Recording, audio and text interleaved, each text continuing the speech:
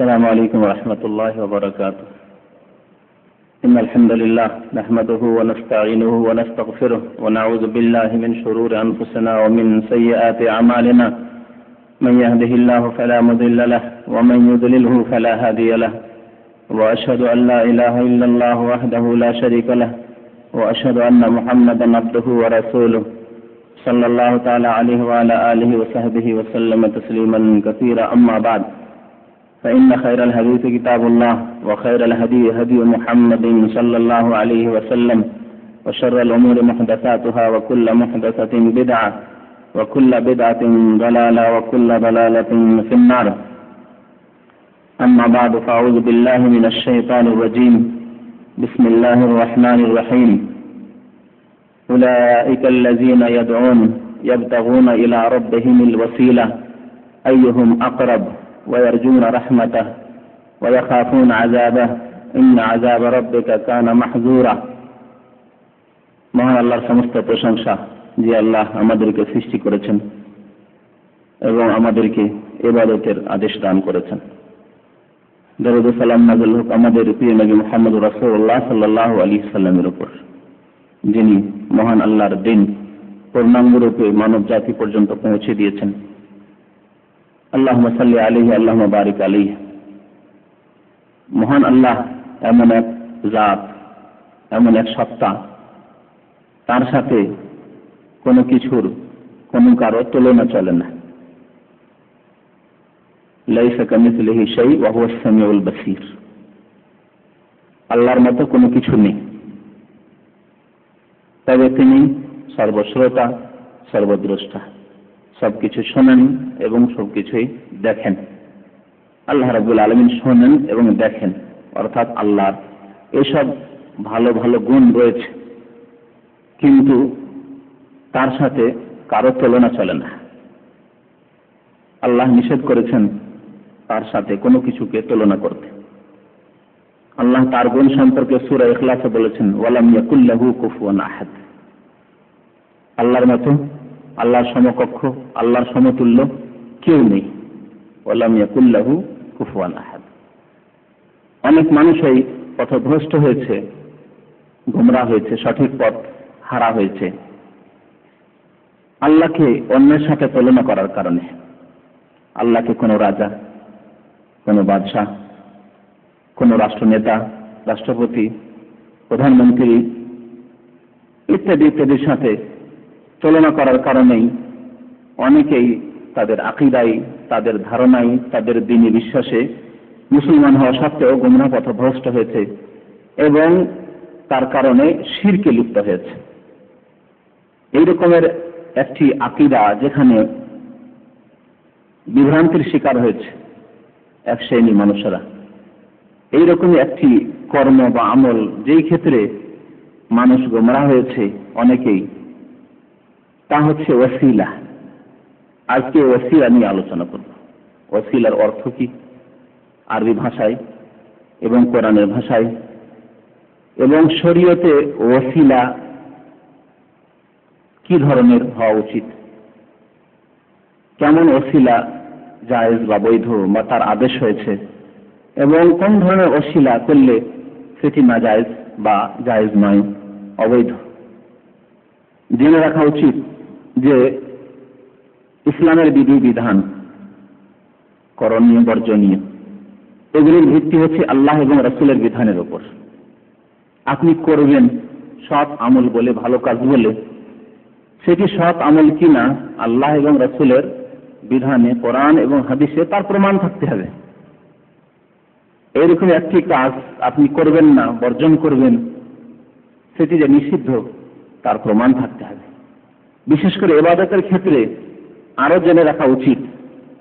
ইবাদতের ক্ষেত্রে যেটি ইবাদত মনে করে, নেকির কাজ মনে করে, ভালো কাজ মনে করে আপনি করছেন, ওই ক্ষেত্রে জেনে রাখা উচিত যে আসল হচ্ছে যে তার প্রমাণ থাকতে হবে, ইতিবাচক প্রমাণ থাকতে হবে। এই মৌলিক নীতিটি মনে রাখবেন ইসলামের। এই কথাটিকে অনেকে উপেক্ষা করায় বা খেয়ালে না রাখায় অনেক বিদআতের শিকার হয়েছে, অনেক শিরক বিদআতে লিপ্ত হয়েছে। ইবাদতের ক্ষেত্রে আসল হচ্ছে তার প্রমাণ থাকতে হবে, তাহলে করা যাবে, না হলে করা যাবে না। যেমন 5 ওয়াক্ত নামাজ আমরা কেন পড়ি? উত্তর কি দিবেন? এর প্রমাণ আছে, কোরআন এবং হাদিস দ্বারা প্রমাণিত। খামসু সালাওয়াতিন ফিল ইয়াউমি ওয়াল লাইলা, সহিহ বুখারীর হাদিস। 5 ওয়াক্ত নামাজ। এই প্রশ্ন যদি করি, যে প্রশ্নটি করলাম যে 5 ওয়াক্ত কেন নামাজ পড়বেন ভাই, আরে বলবে যে কোরআন এবং হাদিস দ্বারা প্রমাণিত 5 ওয়াক্ত নামাজ, ঠিক না?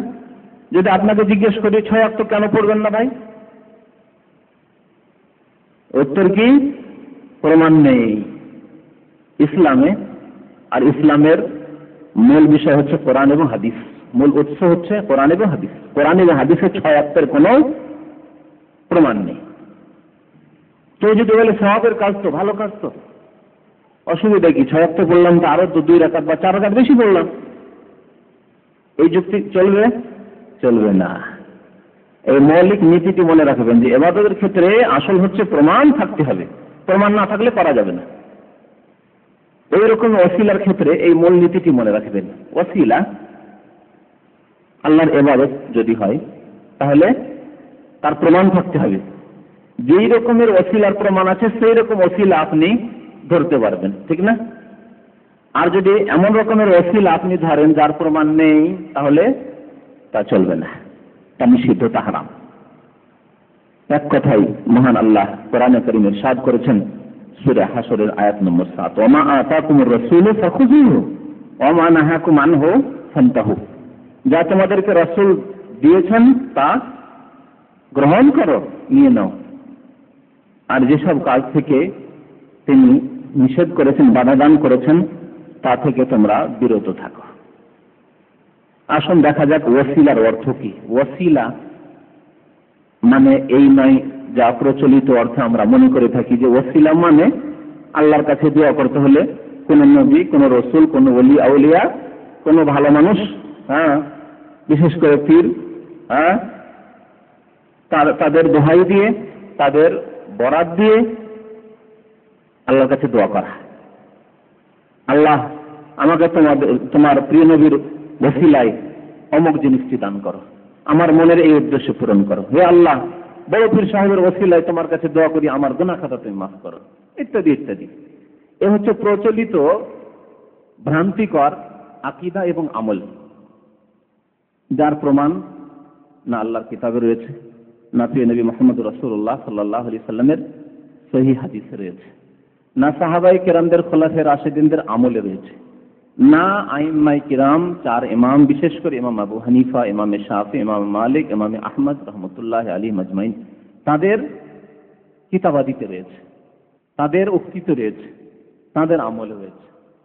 তাহলে যার প্রমাণ কোরআনেও পেলেন না, হাদিসেও পেলেন না, যে প্রচলিত ওসিলা, যে ওসিলা অনেকে ধরে থাকেন দুআই, যার প্রমাণ খোলাফায়ে রাশিদিন 4 খলিফার আমলেও পেলেন না, তাদের আকীদাতেও পেলেন না, কাজকর্মে ইবাদত বন্দেগীতে পেলেন না, সেই ওসিলা দুআতে তারাও তো দোয়া করেছেন, সেই দুআতে তাদের ওসিলা নেই।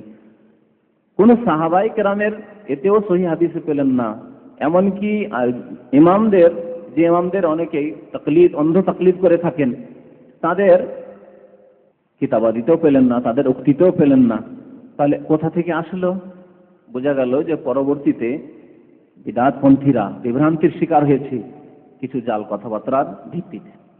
তো ওসিলার অর্থ প্রথম দেখা যাক, যে অর্থ বুঝতে ভুল করেছে। ওসিলা শব্দটি আরবি, ওয়াও সিন লাম এর হচ্ছে ধাতু। ওসিলা মানে আল কুরবা, নৈকট্য লাভ, নৈকট্য লাভ করা, নৈকট্য লাভ করা, নৈকট্য অর্জন করা, নৈকট্য হাসিল করা। তো এই অর্থটি আরবি বড় বড় ডিকশনারি কিতাবাদিতে, যেমন আল কামুস রয়েছে ফিরোজাবাদীর, এইভাবে নিহায়া রয়েছে ইবনুল আসিরের, এইভাবে অনেক ডিকশনারি কিতাবাদি রয়েছে। তাতে ওসিলা শব্দ খুলে যদি দেখবেন তার অর্থ আল ওসিলা মানে আল কুরবা। এবং তাফসীর কারগণ এই অর্থই করেছেন, মুফাসসিরিনগণ এই অর্থই করেছেন। যেমন ইমাম ইবনে কাসির রাহমাতুল্লাহ আলাইহি তাফসীর ইবনে কাসির রয়েছে, তা যদি দেখেন তাতেও তাবেঈনদের উক্তি বর্ণনা করেছেন। সেই সব ক্ষেত্রে এই কুরবা, আল্লাহর নৈকট্য লাভ করা, তার আনুগত্যের মাধ্যমে, সৎ আমলের মাধ্যমে, এই অর্থগুলি করেছেন। কোরআনে কারীমে এখন দেখা যাক এই ওসিলা। ওসিলা শব্দ কোরআনে কারীমে 2 জায়গায় উল্লেখ হয়েছে। এক জায়গায় সূরা মায়েদায় আরেক জায়গায় হচ্ছে সূরা আতুল ইসরা অর্থাৎ সূরা বনী ইসরাঈলে। মহান আল্লাহ প্রথম দেখা যায় সূরা মায়েদায় ইরশাদ করছেন, ইয়া আইয়ুহাল্লাযীনা আমানু তাকুল্লাহ, হে ঈমানদার মানুষেরা, ইত্তাকুল্লাহ, আল্লাহকে ভয় করো, ইত্তাকুল্লাহ ওয়াবতাগু ইলাইহিল ওয়াসিলা, এবং তার নৈকট্য অর্জন করো। আল্লাহকে ভয় করো। আল্লাহকে ভয় করতে হবে কেমন ভাবে? আল্লাহকে ভয় করলে আল্লাহ যা আদেশ করেছেন তা পালনের মাধ্যমে ভয় করতে হবে। আল্লাহকে ভয় করা মানে আল্লাহ যা নিষেধ করেছেন এবং তাঁর রাসূল যা কিছু নিষেধ করেছেন তা থেকে বেঁচে থাকার মাধ্যমে আল্লাহকে ভয় করতে হবে। এবং পরকাল সম্পর্কে চিন্তাশীল হইতে হবে। পরকালে জবাবদিহির জন্য চিন্তা হইতে হবে যে কিভাবে জবাবদিহি করব। যদি আল্লাহর আদেশ পালন না করি, আল্লাহর বাধা নিষেধ মেনে না চলি, হালাল হারাম যদি বাছাই না করি, ফরজ ওয়াজিব যদি আদায় না করি, রাসূলুল্লাহ সাল্লাল্লাহু আলাইহি ওয়াসাল্লামের তরিকায় যদি জীবন যাপন না করি, তাহলে জবাবদিহি কিভাবে করব? এইভাবে আল্লাহকে ভয় করা। আল্লাহকে ভয় করলে গুনাহ হবে না, গুনাহর কাজ করা হবে না। আল্লাহকে ভয় করলে আল্লাহর আদেশ অমান্য করা হবে না বা আদেশ ত্যাগ করা হবে না। ইয়া আইয়ুহাল্লাযীনা আমানু তাকুল্লাহ, হে ঈমানদার মানুষেরা আল্লাহকে ভয় করো, ওয়াবতাগু ইলাইহিল ওয়াসিলা, এবং আল্লাহর নৈকট্য অর্জন করা। আল্লাহর নৈকট্য অর্জন করার জন্য যা কিছু করতে হয়, সৎ কাজ করা এবং অসৎ কাজ থেকে, অবৈধ কাজ থেকে, হারাম কাজ থেকে বেঁচে থাকা। ওয়াজাহিদু ফি সাবিলিহি, যদি আল্লাহ নৈকট্য লাভ করতে হয় তাহলে কি করতে হবে? আল্লাহ বলছেন ওয়াজাহিদু ফি সাবিলিহি, তার পথে, আল্লাহ প্রদত্ত পথে তোমরা জিহাদ করো। জিহাদ করা মানে শাব্দিক অর্থ পরিশ্রম করা, মেহনত করা, সচেষ্ট হওয়া। এবং জিহাদের বিভিন্ন পর্যায় রয়েছে। শেষ পর্যায়ে হচ্ছে, উচ্চ পর্যায়ে হচ্ছে সশস্ত্র জিহাদ করা, প্রয়োজনে বল প্রয়োগ করে সশস্ত্র জিহাদ করা। এটা হচ্ছে শেষ পর্যায়। এবং তার মাসলা মাসাইল রয়েছে, কোন সময় কোন কোন শর্ত সাপেক্ষ সেই জিহাদ করতে হবে, শর্ত সাপেক্ষ এবং প্রয়োজনের খাতিরে, আর যখন আল্লাহ রাব্বুল আলামিন এবং তার রাসূল আদেশ করেছেন। বাকি নিম্নমানের একেবারে জিহাদ হচ্ছে অন্তর থেকে খারাপ কাজকে ঘৃণা করা। একেবারে নিম্নমানের জিহাদ হচ্ছে অন্তর থেকে খারাপ কাজকে ঘৃণা করা। কথার দ্বারাও জিহাদ হয়, কলমের দ্বারা সংগ্রাম হয়, লিখনের দ্বারা, বক্তব্যের দ্বারা, বাতিলের সম্পর্কে মানুষকে জ্ঞান দান করার মাধ্যমে, ইত্যাদি ইত্যাদি। ভালো কাজের আদেশ করে খারাপ কাজ থেকে বাধা দান করে। ওয়াজাহিদু ফি সাবিলিহি, আল্লাহর রাস্তায় তোমরা মেহনত করো, পরিশ্রম করো। লাআল্লাকুম তুফলিহুন, তাহলে মুক্তি পাবে। সূরা মায়েদা আয়াত নম্বর 35। তো এখানে আল্লাহ রাব্বুল আলামিন ওসিলা শব্দ ব্যবহার করে, ওয়াবতাগু ইলাইহিল ওয়াসিলা, আল্লাহর নৈকট্য হাসিল করো। কেমন ভাবে নৈকট্য হাসিল করতে হবে তা পরে বলছি।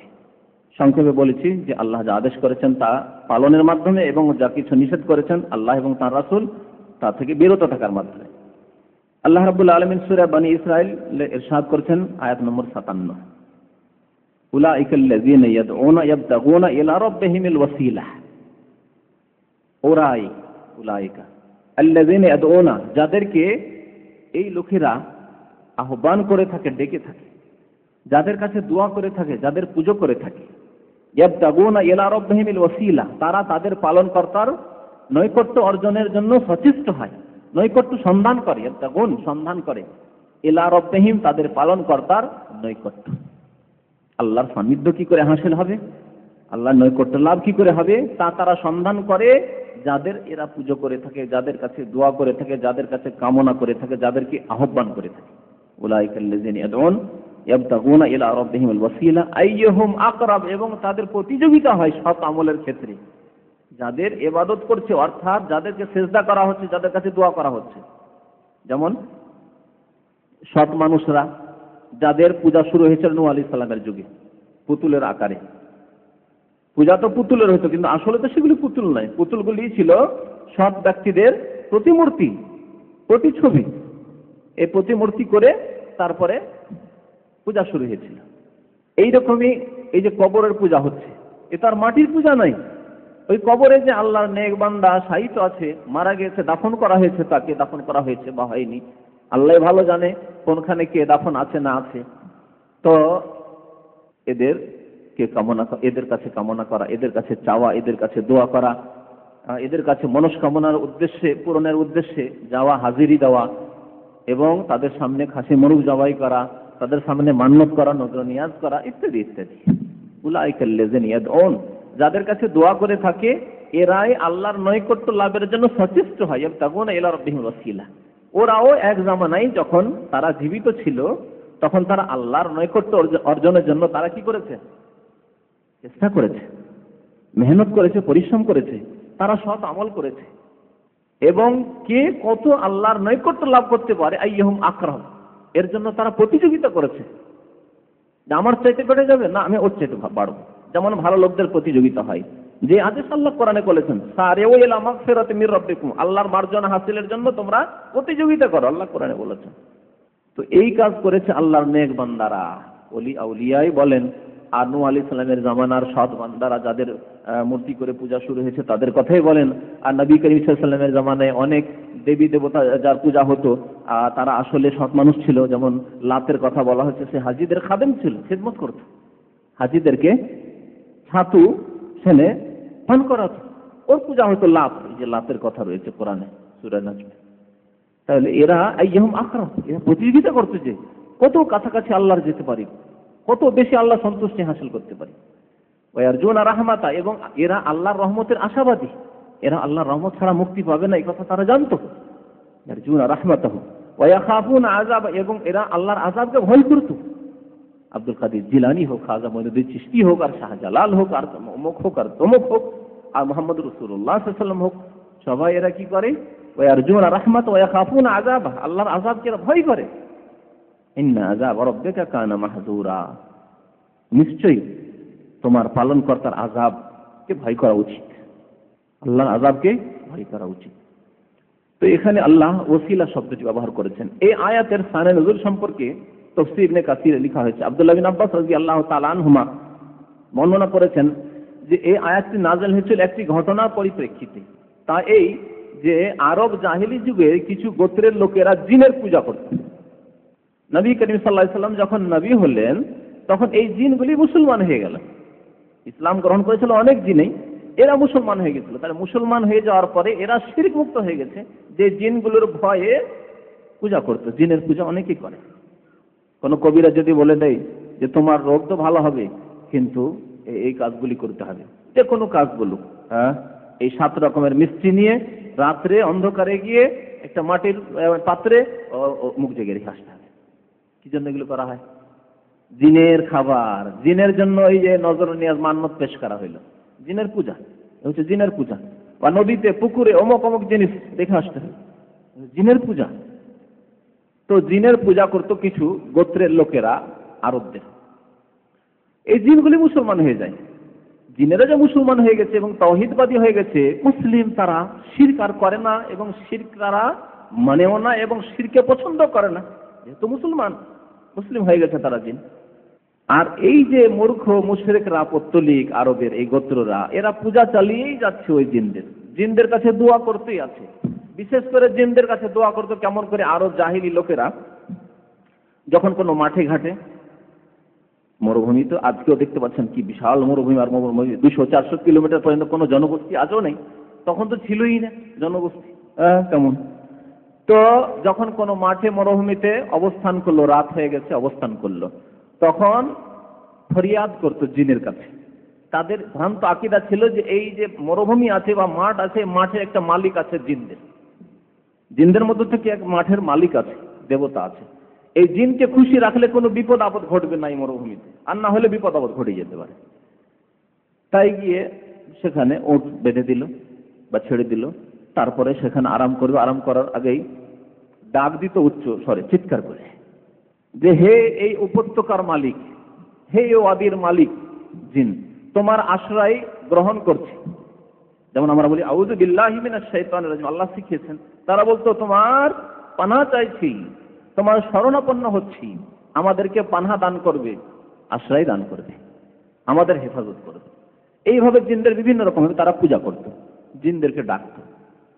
আল্লাহ রাব্বুল আলামিন এই আয়াত নাযিল করলেন যে জিনেরা তো মুসলমান হয়ে গেছে, মুসলমান হয়ে আযাবের চিন্তা করছে যে আল্লাহ আযাব থেকে কেমন করে বাঁচবো, তোমার রহমত কেমনে হাসিল হবে, এরা প্রতিযোগিতা লেগে আছে সৎ আমলের। আর এই মুশরিক পৌত্তলিক মানুষরা, আরবের কিছু গোত্র, এরা ওই জিনদের পূজাতে লেগে আছে, জিনদের কাছে দোয়া করতে আছে, ফরিয়াদ করতে আছে। উলাইকাল্লাযিনা ইয়াদউনা ইয়াবতাগুনা ইলা রাব্বিহিমুল ওয়াসিলা। তো এই ছিল ওসিলা সম্পর্কে দুটি আয়াত কোরআনে কারীম। তাহলে ওসিলা মানে নৈকট্য হাসিল করা, কুরবা। ইমাম ইবনে কাসির রাহমাতুল্লাহ আলাইহি আব্দুল্লাহ বিন আব্বাস থেকে বর্ণনা করছেন, আব্দুল্লাহ বিন আব্বাস সাহাবীর কথা, যিনি সাহাবায়ে কেরামদের মধ্যে সবচেয়ে বড় মুফাসসির ছিলেন। এই আব্দুল্লাহ বিন আব্বাস বলেন, আল ওয়াসিলা হি আল কুরবা, ওসিলা হচ্ছে নৈকট্য অর্জন করা। মুজাহিদ একজন তাবেঈ, বিখ্যাত মুফাসসির ছিলেন, তিনিও এইরকম বলেছেন, আল ওয়াসিলা ওয়াল কুরবা। কাতাদা একজন তাবেঈ মুফাসসির, তিনি বলছেন তাকাররাবু ইলাইহি ওয়াবতাগু ইলাইহিল ওয়াসিলা, মানে তাকাররাবু ইলাইহি বিতাআতিহি ওয়াল আমাল বিমা ইউরদি। আল্লাহর নৈকট্য লাভ করো, তাকাররাবু ইলাইহি, আল্লাহর নৈকট্য লাভ করো, সান্নিধ্য লাভ করো। কিভাবে?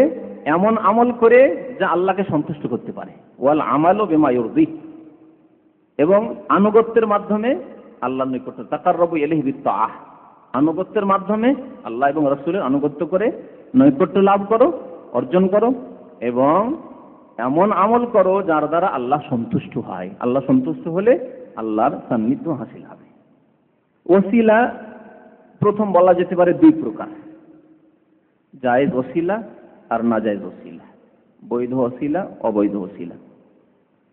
জায়েজ ওসিলা যেগুলি শরীয়তে প্রমাণ রয়েছে, যার প্রমাণ রয়েছে, পরে বলবো কি কি ওসিলার প্রমাণ রয়েছে, এবং সেই ওসিলাগুলি অর্থাৎ সেইভাবে আল্লাহ নৈকট্য লাভ করতে হবে। ওসিলার অর্থ মনে রাখবেন, মানে নৈকট্য লাভ করা। তাহলে আল্লাহর নৈকট্য লাভের ক্ষেত্রে কতগুলি ওসিলা রয়েছে, মাধ্যম রয়েছে, যার মাধ্যমে আল্লাহ নৈকট্য লাভ করা শরীয়ত সম্মত, অর্থাৎ আমার জন্য আপনার জন্য করণীয়। রাসূলুল্লাহ সাল্লাল্লাহু আলাইহি সাল্লাম দিয়েছেন, কোরআনে ও হাদিসেও প্রমাণ রয়েছে। আর দ্বিতীয় প্রকার ওসিলা হচ্ছে নিষিদ্ধ ওসিলা, অর্থাৎ এমন মাধ্যম অবলম্বন করা, এমন ভাবে আল্লাহ নৈকট্য লাভ করা, এমন ভাবে আল্লাহর কাছে দোয়া করা যা আল্লাহ দেননি, তার রাসূলও দেননি, এবং সাহাবায়ে কেরাম খোলাফায়ে রাশিদিনরাও তা করেননি, আইম্মায়ে কেরামরাও করেননি। জায়েজ এবং নাজায়েজ ওসিলা। জায়েজ ওসিলা তিন প্রকার, যে ওসিলাগুলি অবলম্বন করবেন, যার মাধ্যমে আল্লাহর নৈকট্য লাভ করবেন। প্রথম হচ্ছে আল্লাহর নাম, গুণাবলী, নাম গুণবাচক নাম। আল্লাহর জাতি নাম হচ্ছে আল্লাহ, এবং সিফাতি নাম অর্থাৎ গুণবাচক নাম 99টি নাম রয়েছে, রহমান, রহিম, গফফার, কাহার, গফুর। তো আল্লাহ রাব্বুল আলামিনের যতগুলি নাম রয়েছে, এই নামগুলির মাধ্যমে আল্লাহর নিকট দোয়া করা, মানে আল্লাহর নৈকট্য লাভ করা। আল্লাহ 99টি নামের মাধ্যমে আল্লাহ নৈকট্য লাভ করা। প্রিয় নবী মুহাম্মদ রাসূলুল্লাহ সাল্লাল্লাহু আলাইহি ওয়াসাল্লাম কি হাদিসে বলেছেন, বুখারীতে হাদিস রয়েছে, ইন্না লিল্লাহি 99 ইসমান, আল্লাহর 99টি নাম রয়েছে, আল্লাহর 99টি নাম রয়েছে, মিয়াতান ইল্লা ওয়াহিদা, 100তে এক কম। আর আল্লাহ রাসূল বলছেন স্পষ্ট করার জন্য যে 100তে এক কম, অর্থাৎ 99টি। মান আহসাহা দাখালাল জান্নাহ, যেই ব্যক্তি এই নামগুলি কি করলো, ইহসা করলো। ইহসার অর্থ কি? আহসাহা মানে শুধু মুখস্থ করাই নয়, ওর একটি মুখস্থ করাও, মনে রাখলো, এবং এর অর্থগুলি জানলো।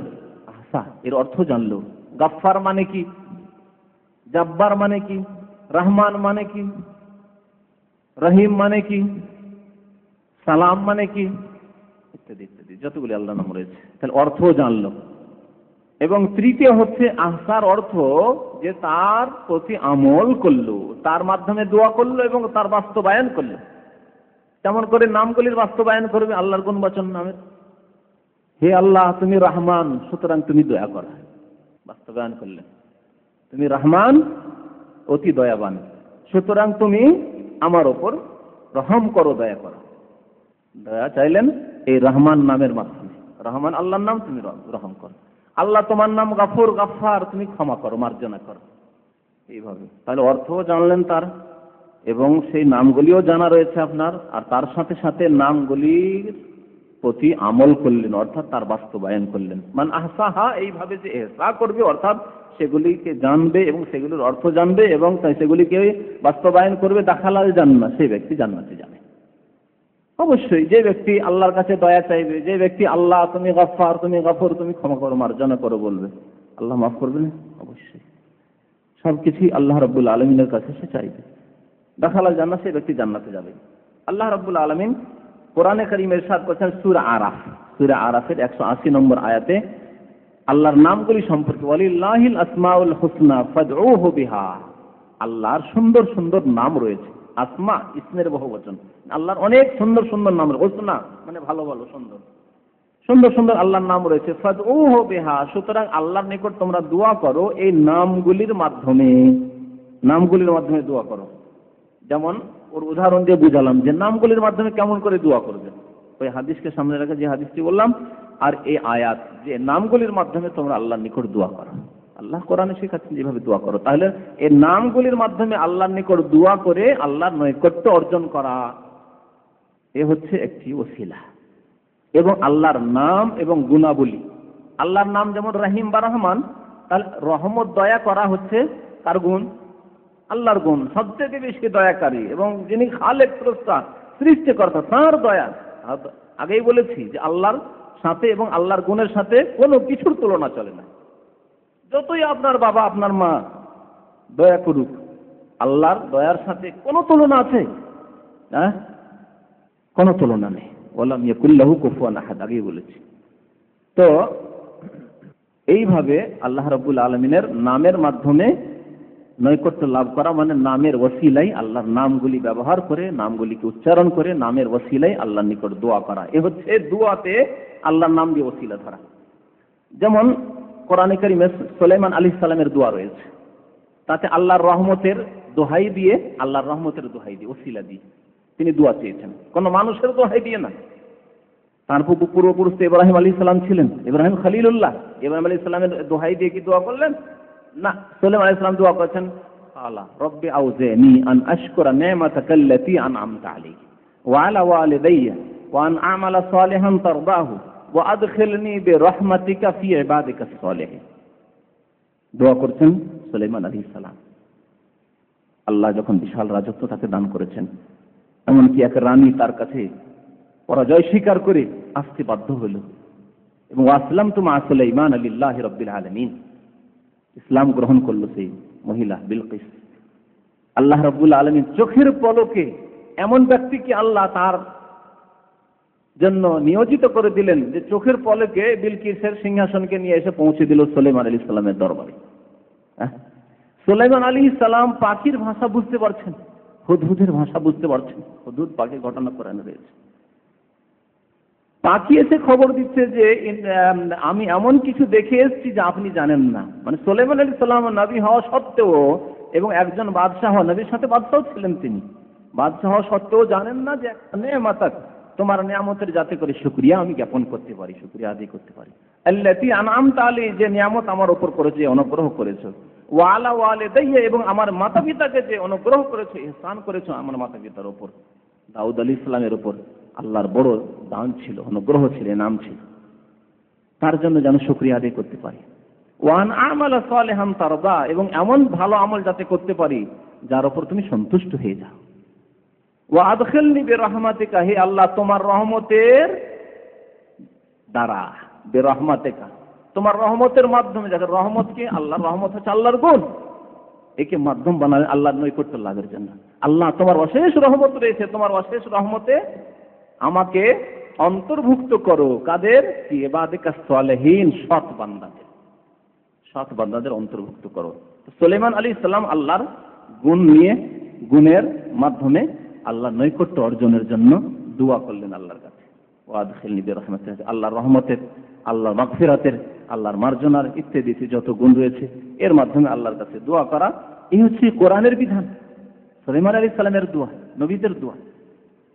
নবী করিম সাল্লাল্লাহু আলাইহি ওয়াসাল্লাম একটি দোয়া খুব বেশি বেশি করতেন, আপনাদের অনেকের মুখস্থ হবে হয়তো, তিরমিজির হাদিস, ইয়া হাইয়্যু ইয়া কাইয়্যুম বিরহমাতিকা আস্তাগীস বা নাস্তাগীস, এক বচন বা বহু বচন বলেন। ইয়া হাইয়্যু ইয়া কাইয়্যুম বিরহমাতিকা নাস্তাগীস, হে চিরঞ্জীব হাইয়্যু, আল্লাহর নাম হচ্ছে আল হাই, 99টি নামের একটি নাম, মানে চিরঞ্জীব তিনি। ইয়া কাইয়্যুম, হে সব কিছুর ধারণকারী, সবকিছুকে যিনি ধারণ করে রয়েছেন, কাইয়ুমুস সামাওয়াতি ওয়াল আরদ, আকাশ এবং জমিনকে ধারণ করে, সবকিছুকে আল্লাহ টিকিয়ে রেখেছেন। কাইয়ুম, বেরহমাতিকা, তোমার রহমতের সাথে, তোমার রহমতের মাধ্যমে আস্তাগীস, আমি ফরিয়াদ করি, তোমার নিকট দরখাস্ত করি। আল্লাহর হাইয়্যু কাইয়ুম এবং আল্লাহর রহমতের কথা, এসবের মাধ্যমে আল্লাহর নৈকট্য লাভ করা, আল্লাহর নিকট দোয়া করা। নবী করিম সাল্লাল্লাহু আলাইহি সাল্লাম এই দোয়া বেশি বেশি পড়তেন এবং আমাদেরকে দোয়া শিখিয়েছেন। আরেকটি কথা এখানে বলে দিই যে এছাড়া কোরআনের অনেক দোয়া রয়েছে, হাদিসে অনেক দোয়া রয়েছে। কোরআন এবং হাদিসের দোয়া যদি একটু ভালো করে গবেষণামূলক একটু চিন্তা করেন, তাহলে এই দোয়াতে কোনো আল্লাহ ছাড়া অন্যের ওসিলা পাবেন না, আল্লাহর গুণ ছাড়া অন্য কারো ওসিলা পাবেন না। আছে কোরআন এবং হাদিসে কোনো সহি হাদিসে অথবা কোরআনের অনেক দোয়াই আছে, কোন একটি দোয়াতে আছে কোন নবী রাসূলের ওসিলা, ইব্রাহিমের ওসিলা, মুসার ওসিলা, মুহাম্মদ রাসূলুল্লাহর ওসিলা আছে? যে কোরআন আল্লাহ মানুষের হিদায়াতের জন্য নাযিল করেছেন, তাহলে কোনো ব্যক্তির বা কারো মর্যাদার, কারো মানের, কারো ইজ্জতের, কারো হুরমতের, কারো হক বলে দোয়া করা, বিহাক্কে মোহাম্মদ ইত্যাদি ইত্যাদি সব বলে দোয়া করা যদি থাকতো, তাহলে কোরআনে একটি দোয়া তো নবী রাসূলদের এইরকম থাকতো, একটিও দোয়া পাবেন না খুঁজে আপনি। অথচ অনেক দোয়া রয়েছে ইব্রাহিম আলাইহিস সালামের, মুসা আলাইহিস সালামের দোয়া রয়েছে, নূহ আলাইহিস সালামের দোয়া, সূরা নূহ পড়ে দেখবেন যে নূহ আলাইহিস সালামের দোয়া রয়েছে, কোথাও পাবেন না। তাহলে সংক্ষেপে বললাম যে ওসিলার প্রথম প্রকার আল্লাহর নাম এবং গুণাবলীর মাধ্যমে দোয়া করা। দ্বিতীয় প্রকার ওসিলা মানে আল্লাহর নৈকট্য লাভের পন্থা দুআতে, তা হচ্ছে জায়েজ, কোরআন এবং হাদিস দ্বারা প্রমাণিত নেক আমল, সৎ কাজের মাধ্যমে আল্লাহর নিকট দোয়া করা। যে কাজ সেই মানুষ করেছে, অন্যের সৎ আমল নয়। হে আল্লাহ, আমার বাবা একজন আলেম ছিলেন, আমার বাবা একজন খুব আল্লাহর ওলি ছিলেন, আমার বাবা একজন খুব তাহাজ্জুদ গুজার ছিলেন, সুতরাং আমার গুনাহ খাতা মাফ করো, চলবে? আপনার বাবা ছিলেন তাহাজ্জুদ গুজার, আপনি ফাসিক, তো লাভ কি আপনার? অন্যের আমল দিয়ে নয়, নিজের আমল দিয়ে, নিজের কিছু সৎ আমল করে তারপরে আল্লাহর নিকট দোয়া কর, আল্লাহ আমি 2 রাকাত নামাজ পড়েছি, আল্লাহ আমি একটি সূরা তেলাওয়াত করেছি, আল্লাহ আজকে আমি তাহাজ্জুদ পড়েছি, আল্লাহ এই আজ বাবা মার জন্য আমি এত টাকা আজকে পাঠালাম, আল্লাহ আমাকে মুসিবত থেকে উদ্ধার করা, আল্লাহ আজকে মসজিদে এত টাকা আমি দান করলাম, এতিমখানায় এত টাকা দান করলাম, এই সৎ আমলের মাধ্যমে আমাকে মুসিবত থেকে উদ্ধার করো, আমার গুনাহ খাতা মাফ করে দাও, আল্লাহ আমার মনের উদ্দেশ্য পূরণ করে দাও। এই হচ্ছে ইসলামে নিজের নেক আমলকে ওসিলা বানিয়ে, মাধ্যম বানিয়ে আল্লাহর নিকট লাভ করা, আল্লাহর নিকট দোয়া করা। যাতে হবে কি, এই নেক আমলকে আল্লাহর কাছে পেশ করলেন নজরানা আল্লাহর দরবারে, তারপরে দোয়া করেছেন, আল্লাহ কবুল করবেন, আল্লাহ রাব্বুল আলামিন কবুল করবেন। এই তরিকা কোরআন এবং হাদিস দ্বারা প্রমাণিত, কোরআন এবং হাদিস দ্বারা প্রমাণিত। তাহলে ঈমান সবচেয়ে ভালো আমল হচ্ছে মানুষের ঈমান। এই জন্য একজন অমুসলিমের কোনো ইবাদত কবুল হবে না যদি নামাজ পড়ে কবুল হবে। রোজা রাখে যদি রমজান মাসে কোনো অমুসলিম কালমা লা ইলাহা ইল্লাল্লাহ পড়ে না, মুহাম্মদ রাসূলুল্লাহ পড়ে না, রোজা রাখে। আমাদের এক ভাই আসে এখানে, শুক্রবার দিন আসে, শুক্রবার আসলে কোনোদিন খায় না। একদিন জিজ্ঞেস করছি কি ব্যাপার, খান না কেন? আমি রোজা রাখি। খ্রিস্টান, রোজা রাখি, কাজ দেবে? কাজ দেবে না। মৌলিক বিষয় হচ্ছে কালেমা লা ইলাহা ইল্লাল্লাহ মুহাম্মাদুর রাসূলুল্লাহ সাক্ষ্য দান করা, আল্লাহ ছাড়া কেউ সত্য মাবুদ নেই, এবং এই আল্লাহর ইবাদতের পন্থা নিতে হবে, শিখতে হবে, গ্রহণ করতে হবে। কার মাধ্যমে? মুহাম্মাদুর রাসূলুল্লাহর মাধ্যমে, যেহেতু তিনি আল্লাহর রাসূল, আল্লাহর বিধান তিনি নিয়ে এসেছেন মানব জাতি পর্যন্ত। এই দুটি কথার সাক্ষ্য দান করতে হবে। সে যদি বলে আমি আল্লাহ ছাড়া কেউ ইলাহ নেই বলছি, কিন্তু মুহাম্মদ রাসূলুল্লাহকে মানছেন, ঈসা রাসূলুল্লাহ শুধু বলছেন। একজন মুসলিমের জন্য যেমন ঈসা রাসূলুল্লাহ বলতে হবে, মুসা রাসূলুল্লাহ বলতে হবে, তেমন মুহাম্মদুর রাসূলুল্লাহ বলতে হবে, না হলে উপায় নেই, মুক্তি নেই, কোনো মুক্তি নেই। তাহলে ঈমান প্রথম, সবচেয়ে ভালো আমল হচ্ছে মানুষের ঈমান। এই জন্য ঈমান এবং সৎ আমলকে ওসিলা বানিয়ে, মানে মাধ্যম বানিয়ে, তার মাধ্যমে আল্লাহর নৈকট্য অর্জন করা বা দোয়া করা, এ হচ্ছে দ্বিতীয় প্রকারের শরীয়ত সম্মত জায়েজ বা মুস্তাহাব ভালো তরিকা, ভালো ওসিলা। এই ক্ষেত্রে দলিল শুনুন, কোরআনে বেশ কয়েকটি আয়াত রয়েছে, কয়েকটি দোয়াতে, কোরআনী দোয়া, যে দোয়াগুলি আল্লাহ শিখিয়েছে, আল্লাহ শেখানো দোয়া। কোরআনের দোয়া মানে আল্লাহর শেখানো দোয়া। আল্লাহ যে দোয়া শিখিয়েছেন সেই দোয়াতে ঈমান এবং সৎ আমলকে মাধ্যম বানিয়ে তার মাধ্যমে আল্লাহ নৈকট্য লাভের কথা, দোয়া করার কথা আল্লাহ শিখিয়েছেন। ইরশাদ করেছেন আল্লাহ রাব্বুল আলামিন একটি আয়াতে, আল্লাযীনা ইয়াকুলুনা রব্বানা ইন্নানা আমান্না ফাগফির লানা যুনুবানা ওয়া কিনা আযাবান নার। সূরা আলে ইমরানে আল্লাহ রাব্বুল আলামিন 16 নম্বর আয়াতে ইরশাদ করেছেন, আল্লাযীনা ইয়াকুলুনা, মুমিন যারা, মুমিন আল্লাহর নেক বান্দা, সৎ বান্দা, তারা কি করে, দোয়া করে কিভাবে? আল্লাযীনা ইয়াকুলুনা রব্বানা, হে আমাদের পালনকর্তা, হে আমাদের রব, ইন্নানা আমান্না, আমরা ঈমান নিয়ে এসেছি। আল্লাহ, অনেকে ঈমান নিয়ে আসেনি, আল্লাহ আমরা ঈমান নিয়ে এসেছি, ইন্নানা আমান্না। তাহলে ঈমানকে এখানে মাধ্যম বানানো হলো। আল্লাহ ঈমান নিয়ে এসেছি, আমরা মুমিন, তোমার কাছে আমরা মুমিন হয়ে হাত উঠিয়েছি, আল্লাহ তোমার দরবারে দোয়া করতে এসেছি, মুমিন মুসলিম হয়ে কালেমা লা ইলাহা ইল্লাল্লাহ মুহাম্মাদুর রাসূলুল্লাহর প্রতি ঈমান নিয়ে এসেছি। রব্বানা ইন্নানা আমান্না ফাগফির লানা যুনুবানা, হে আল্লাহ আমাদের গুনাহ খাতা মাফ করে দাও, মার্জনা করে দাও। আল্লাহর কাছে গুনাহ খাতার মার্জনা কামনা করলেন, কিন্তু ঈমান যে আপনার সবচেয়ে সৎ আমল, সেই সৎ আমলকে মাধ্যম বানিয়ে। এর প্রমাণই আয়াত রয়েছে, আরো রয়েছে আরেকটি আয়াত, সূরা আলে ইমরান আয়াত নম্বর 53, রব্বানা আমান্না বিমা আনজালতা ওয়াত্তাবা'না রাসূলা ফাকতুবনা মা'আশ শাহিদিন। হে আমাদের রব, আমান্না বিমা আনজালতা, যা কিছু তুমি নাযিল করেছো তার প্রতি ঈমান নিয়েছি, মানে আল কোরআনের প্রতি ঈমান নিয়েছি। আল্লাহ আমরা কোরআনে বিশ্বাস করেছি, আমরা এমন মানুষ যারা কোরআনের বিধানে বিশ্বাসী, কোরআনের প্রত্যেকটি আয়াতে বিশ্বাসী, তোমার প্রত্যেকটি বিধিবিধানে বিশ্বাসী। আমান্না বিমা আনজালতা ওয়াত্তাবা'না রাসূলা, এবং রাসূলের অনুকরণ করেছে, অনুসরণ করেছে, রাসূলের पैरवी করি, ইত্তেবা করি, আমরা রাসূলকে ফলো করি, রাসূলের তরিকায় চলি। তাহলে এখানে ওসিলা বানালেন কোরআনের প্রতি ঈমানকে আর রাসূলকে ফলো করা। এই আল্লাহ, রাসূলের মতো জীবন যাপন করি, রাসূলের মতো নামাজ পড়ি, রাসূলের মতো রোজা রাখি, রাসূলের মতো যাকাত দান করি, রাসূলের আদেশ মোতাবেক সার্বিক ক্ষেত্রে আমরা জীবন যাপন করি। তাহলে এটি হচ্ছে মাধ্যম আল্লাহর কাছে, আমল, ভালো আমল, রাসূলের তরিকায় চলা, নেক আমল। তো একে ওসিলা বানানো। তারপরে কি বলছেন, ফাকতুবনা মা'আশ শাহিদিন, আমান্না বিমা আনজালতা ওয়াত্তাবা'না রাসূলা ফাকতুবনা মা'আশ শাহিদিন। হে আল্লাহ, আমাদেরকে শাহিদের, সাক্ষ্যদাতাদের অন্তর্ভুক্ত করে দাও। আমাদেরকে যারা হকের সাক্ষ্যদানকারী, হক কথার সাক্ষ্য দান করবেন, তাদের অন্তর্ভুক্ত করে দাও। এইভাবে কোরআনে আরো অনেক আয়াত রয়েছে যেগুলিতে ঈমান এবং সৎ আমলকে, রব্বানা ইন্নানা আমান্না, রব্বানা ইন্নানা সামি'না মুনাদিয়ান ইউনাদি লিল ঈমান আন আমিনু বিরাব্বিকুম ফাআমান্না। হে আল্লাহ, আমরা শুনেছিলাম, ইন্নানা সামি'না মুনাদি, একজন আহ্বানকারীকে, অর্থাৎ মুহাম্মদুর রাসূলুল্লাহ সাল্লাল্লাহু আলাইহি ওয়াসাল্লামের কথা শুনেছিলাম। ইন্নানা সামি'না মুনাদিয়ান ইউনাদি লিল ঈমান, যিনি আহ্বান করেছিলেন ঈমানের দিকে, যে আইয়ুহান নাস, হে মানব, তোমরা কি করো, কুলু লা ইলাহা ইল্লাল্লাহ, বলো আল্লাহ ছাড়া কেউ সত্য মাবুদ নেই, তুফলিহু, তাহলে মুক্তি পাবে। এই কথা শুনেছিলাম। যদি নবী সাল্লাল্লাহু আলাইহি ওয়াসাল্লামের জীবদ্দশায় আমরা ছিলাম না, পরে এসেছিলাম, কোরআন এবং হাদিসের মাধ্যমে জেনেছিলাম যে একজন শেষ রাসূল এসেছিলেন, তার কথা শুনেছিলাম। ইউনাদিল ঈমান আন আমিনু বিরাব্বিকুম, তিনি বলেছিলেন যে তোমাদের রবের প্রতি তোমরা ঈমান নিয়ে এসো। ফাআমান্না, হে আল্লাহ আমরা ঈমান নিয়ে এসেছিলাম, বিশ্বাস করেছিলাম। ফাগফির লানা যুনুবানা, হে আল্লাহ আমাদের গুনাহ খাতা মাফ করে দাও। ওয়া কাফফির আন্না সাইয়্যাতিনা, আমাদের অন্যায়গুলিকে, পাপগুলিকে মার্জনা করে দাও। ওয়া তাওয়াফানা মা'আল আবরার, এবং সৎ লোকদের সাথে আমাদেরকে মৃত্যু দান করো। কিভাবে এখানে ঈমানকে মাধ্যম বানানো হলো, সৎ আমলকে মাধ্যম বানানোর একটি কিস্সা রয়েছে, বড় লম্বা কিস্সা রয়েছে। তার জন্য একটি বিশেষ আলোচনার প্রয়োজন, শুধু সংক্ষেপে বলছি।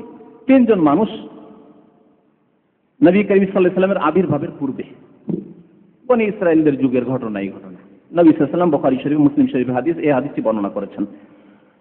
তো এই 3 জন লোক, রাত হয়ে গেল, কোন সফরে ছিল, রাত যখন হয়ে গেল, কোথায় রাত কাটাতে হবে, বাইরে থাকলে শত্রু যে কোনো জায়গায় আক্রমণ করতে পারে, পাহাড়ের এক গুহায় আশ্রয় নিল রাত্রি কাটাবার জন্য। রাত্রে একটু ঘুমাবো, আরাম করব, যাতে মানুষ আশপাশ দিয়ে গেলে বুঝতে পারবে না, না হলে চিন্তা করতে পারে, মেরে দিতে পারে, ইত্যাদি ইত্যাদি আশঙ্কা রয়েছে। তারা ওই গার, অর্থাৎ পাহাড়ের গুহায় আশ্রয় নিল। রাত্রে এই পাহাড়ের গুহায় তারা থাকা অবস্থায় পাশে বড় পাথরের টুকরো ছিল। এই পাথর কিভাবে, যাই হোক, ঝড় তুফান হোক বা কিছু হোক, এই পাথর এসে অল্প কিছু, যে সেই গুহার একটা মুখ ছিল যেটা দিয়ে বের হওয়া যায়, সেই জায়গাটি বন্ধ হয়ে গেল, গুহার রাস্তাই বন্ধ হয়ে গেল। ভিতরে তারা, ভিতরে রয়েছে, ওপরে দেখছে পাথর, চারিদিকে পাথর, কোনো রাস্তা পথ নেই বের হওয়ার। আপোষে তারা আলোচনা করতে লাগলো যে এখন উপায়, কোনো উপায় তো নেই। এখানে কোনো লোকজনও নেই মরুভূমিতে, পাহাড়ে, যে কাউকে ডাক দেবো যে ভাই উদ্ধার করো, পাহাড় থেকে পাথরটা টানো, পাথরের টুকরো যে আমরা বেরোবো, উপায় তো নেই। দেখো, এক কাজ করো, জীবনে কোন কোন কাজ করেছো, কোনো ভালো কাজ করেছো? যদি ভালো কাজ করে থাকো তো আল্লাহর কাছে সেই ভালো কাজের মাধ্যমে দোয়া করো, ভালো কাজের ওসিলায়, ভালো কাজের মাধ্যমে, ভালো কাজকে সামনে রেখে যে আল্লাহ এই কাজটি তোমার সন্তুষ্টির জন্য একমাত্র করেছিলাম, তুমি পছন্দ করলে, এর মাধ্যমে আমাদের গুনাহ খাতা মাফ করো, আল্লাহ অন্যায়কে মাফ করো এবং আমাদের জন্য রাস্তা বের করে দাও। দেখেন, আমাদের দেশে যারা কবর মাজার পূজারী তারা কি করে, বড় মুসিবতে পড়লে মাজারে কবরে যায়। এখানে একেবারে নিরুপায়, আর কোনো উপায় নেই। কাকে ধরছেন বলেন? আল্লাহকে। কি শিক্ষা দেওয়া হয়েছে? আল্লাহকে ধরা। কিন্তু আমার দেশে যদি একজন মানুষের ছেলে সন্তান জন্মেছে না, ছেলে মেয়ে হচ্ছে না, হ্যাঁ বিয়ে শাদী হয়ে গেল 5 বছর 7 বছর, প্রথম ডাক্তারদের কাছে যাবে, ছোটখাটো ডাক্তারের কাছে গেল, বড় ডাক্তারের কাছে গেল, হইল না, তারপর কবিরাজের কাছে গেল, গাছামি এই ওষুধ খেলো, হাকিমি ওষুধ খেলো, এই করলো সেই করলো, না হলে কোনো ওঝার কাছে গেল, কবিরাজের কাছে, এই করতে করতে শেষে কি হলো, আল্লাহর কাছে তার মধ্যে দোয়াও করলো, রব্বানা হাব লানা মিন আজওয়াজিনা, এগুলোই পড়লো, প্রাথমিক এগুলি পর্যায়ে। শেষে যখন কিছুই হলো না, বছর 10 হয়ে গেল, তখন কি করে, তখন যায় পীরের মাজারে। অনেকে এই কুফরি পরামর্শ দেয়, শিরকি পরামর্শ দেয়, পীরের মাজারে গিয়ে খাসি মুরগি জবাই করে দাও, পীর সাহেবের কাছে দরখাস্ত করে আসবে, আশা করি পাবে। এই পরামর্শ দেয়, মুশরিকানা পরামর্শ, আর এই কাজ করে। বড় মুসিবতে বললে শিরক করে। যখন দেখছে এরা নিরুপায়, তখন 3 জনের একজন কি বলল, একজন বলে, হে আল্লাহ, আমার বুড়ো মাতা পিতা ছিল, একদিন সে ছাগল চড়াতো, ছাগল চড়িয়ে এসে সন্ধ্যাবেলা ছাগলের দুধ দুয়ে তারপরে দুধ পান করাতো প্রথম মাতা পিতাকে, তারপর ছেলে মেয়েকে দিত, ছেলে মেয়েকে আগে দিত না। একদিন দূরে চলে গেছিল অনেক দূর, রাত্রে আসতে বেশ রাত হয়ে গেছে, দেখছে খিদায় তো ছেলে মেয়ে কান্নাকাটি করছে, কিন্তু বাবা মা অপেক্ষা করে করে ঘুমিয়ে গেছে। চিন্তা করলো, আল্লাহ, বাবা মাকে না দিয়ে এই ছেলে মেয়েকে দুধ দেবো না, আর বাবা মা ঘুমিয়ে গেছে তাদেরকে জাগাবো, এই বেয়াদবি করে কষ্ট হবে বাবা মার। মাথার কাছে এসে এই দুধের গ্লাস নিয়ে বা দুধের পাত্র নিয়ে দাঁড়িয়ে গেল। দাঁড়িয়ে থাকতে থাকতে সকাল হয়ে গেল, ছেলে মেয়েরা কান্নাকাটি করলো, তাদেরকে খেতে দিল না। সেই রকমই বুঝলো, যেই হোক না কেন, যে এটাই হচ্ছে আমার ভালো কাজ, আমি বাবা মায়ের আগে ছেলে মেয়েকে দেবো না। সকাল হয়ে গেল, সকাল হয়েছে, বাবা মায়ের ঘুম ভাঙছে, তখন দুধ পেশ করলো, তারপর ছেলে মেয়েকে দুধ দিল।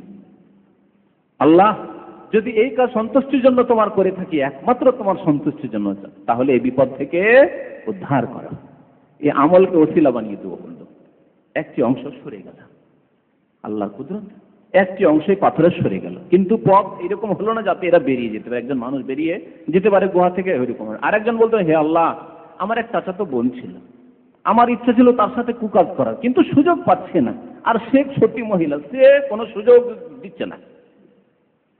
একটি দুর্ভিক্ষর যুগ আসলো, যখন দেখছি আর খাবার দাবার নেই ওই চাচাতো বোনের বাড়িতে, তখন সে আমার কাছে ধার চাইতে আসলো, যে ভাই কিছু পয়সা ধার দেবে, অনাহারে আছে, মরে যাচ্ছি না খেয়ে। তখন আমি বললাম, ঠিক আছে, তোমাকে যা লাগে টাকা পয়সা সোনা দানা সব দেব, কিন্তু আমার সাথে কুকাজ করতে হবে, আমার মনের কামনা বাসনা পূরণ করতে হবে। সে তখন অগতিকে রাজি হয়ে গেল, ঠিক আছে, কিন্তু তুমি দাও, আমাদেরকে বাঁচাও কিছু দিয়ে। 100 দিনার বা 100 দিনার বেশি, কিছু হাদিসে রয়েছে 120 দিনার স্বর্ণ মুদ্রা তাকে দিয়ে দিল। তারপরে তাদের কথাবার্তা হলো যে অমুক জায়গাতে নির্জনে সাক্ষাৎ হবে। নির্জনে যখন গিয়েছে আর একেবারে কুকাজে লিপ্ত হবে, সেই সময় সেই মহিলা বলছে, ইত্তাকিল্লাহ ওয়ালা তাফতাহিল খাতাম ইল্লা বিহাক্কিহি, আল্লাহকে ভয় করো, এবং এই যে মোহর লাগানো রয়েছে, অর্থাৎ আমি যে কুমারী এবং আমি যে সতী নারী, আমাকে কেউ স্পর্শ করেনি, খবরদার এর হক আদায় না করে, এর ন্যায্য প্রাপ্য যে রয়েছে অর্থাৎ মোহর আদায় না করে এবং কবুল না করে, তোমার জৌজিয়াতে নারী স্ত্রী রূপে গ্রহণ না করে আমাকে স্পর্শ করবে না। ইত্তাকিল্লাহ, আল্লাহ।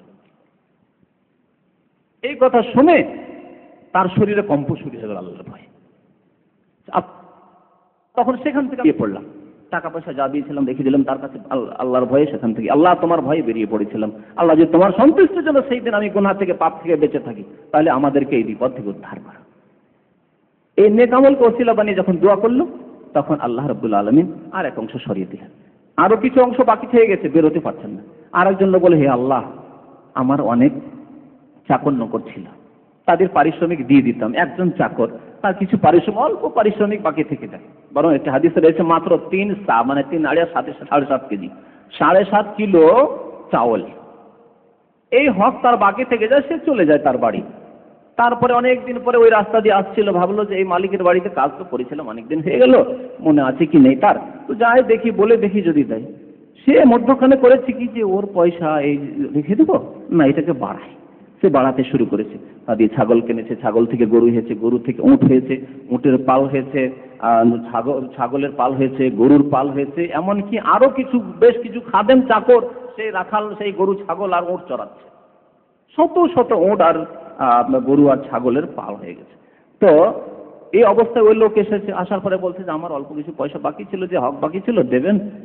বলি দেখো এই যে পালগুলি দেখছো, গরুর পাল, এই উঁটের পাল, এই যে ছাগলের পাল দেখছো, ওর সাথে যে চাকর নকর রাখালগুলি আছে সবগুলি তোমার। কেমন কথা, আমাকে ঠাট্টা রহস্য কেন করছেন? আমি কয়েক পয়সা পাবো আপনার কাছে, আর এই ঠাট্টা বিদ্রুপ এরকম কেন? এই ঠাট্টা করেন না, আল্লাহর রাস্তায় আমার হকটা দিয়ে দেন, আমি গরিব মানুষ। তোমাকে ঠাট্টা করিনি, সত্যিকার বলছি যে এই যে তোমার পয়সাকে বাড়িয়ে সব হয়েছে, আমার 1 পয়সাও লাগায়নি তাতে। তাই যখন বিশ্বাস হলো, সবগুলো নিয়ে এসে চলে গেল। এই লোক বলতে, আল্লাহ এই কাজটি তোমার সন্তুষ্টির জন্য করেছিলাম, আমার নিজের কাজে ব্যবহার করিনি। আমরা হলে কি করতাম বলেন?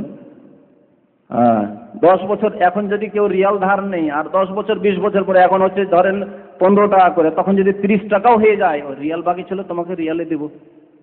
এটা চিন্তা করবেন না যে 30 টাকার রেট হয়ে গেছে। 30 টাকার যে রেট হয়ে গেছে, তাহলে কত লস ওই লোকটি হচ্ছে, এটাও দিবেন না, অথচ ন্যায্য হক হইতো তার দেবেন না। তোমার কাছে রিয়াল নিয়েছিলাম। হ্যাঁ, তো আল্লাহর কাছে দোয়া করতে লাগলো সে এই নেক আমলের মাধ্যমে, আল্লাহ তোমার সন্তুষ্টের জন্য যদি করে থাকে আমাদেরকে এই বিপদ আযাব থেকে উদ্ধার করা। আল্লাহর হুকুমে পাথর সরে গেল, তারা সহি সালামতে নিজের নিজের উদ্দেশ্যে রওনা হয়ে গেল। তো এই হাদিস প্রমাণ করে যে সৎ আমলের মাধ্যমে ওসিলা ধারা, সৎ আমলের মাধ্যমে আল্লাহ সন্তুষ্টি লাভ করা, সৎ আমলের মাধ্যমে আল্লাহর কাছে দোয়া করা। যেমন এর আগে বললাম যে আপনি 2 রাকাত নামাজ পড়েন, কিছু তেলাওয়াত করেন, আল্লাহ তাসবিহ তাহলিল বেশি বেশি করেন, দান খেয়ারত করেন, তারপরে দোয়া করেন আল্লাহর কাছে। এগুলি হচ্ছে জায়েজ এবং বৈধ ওসিলা।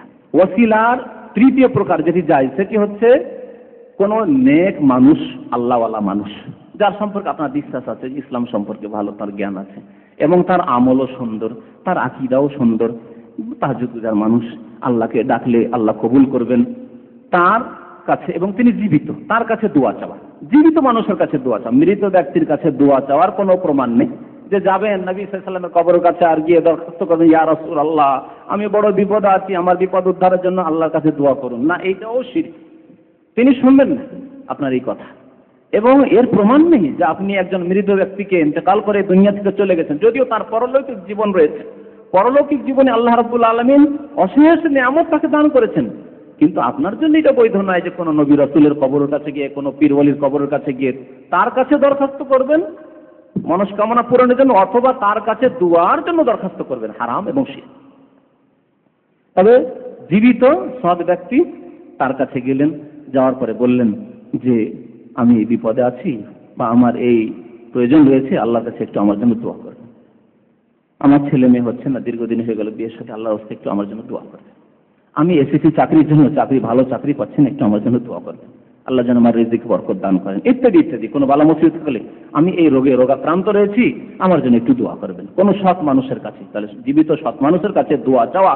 আপনি ভাবছেন যে আমার চাইতে তিনি নেক মানুষ, সুতরাং হয়তো আমার দোয়া যদি কবুল না হয় তো সেই ভাইয়ের দোয়া কবুল হতে পারে, সেই আলেমের দোয়া কবুল হতে পারে, সেই সৎ মানুষের দোয়া কবুল হতে পারে। এই জন্য তার কাছে বিশেষ দরখাস্ত করা তার জীবদ্দশায়, এ হচ্ছে শরীয়ত দ্বারা প্রমাণিত। এর অনেক দলিল রয়েছে, একটি দলিল শোনায় বুখারী মুসলিমে, এবং যে কোনো হাদিসের কিতাবে এই ঘটনা পাবেন।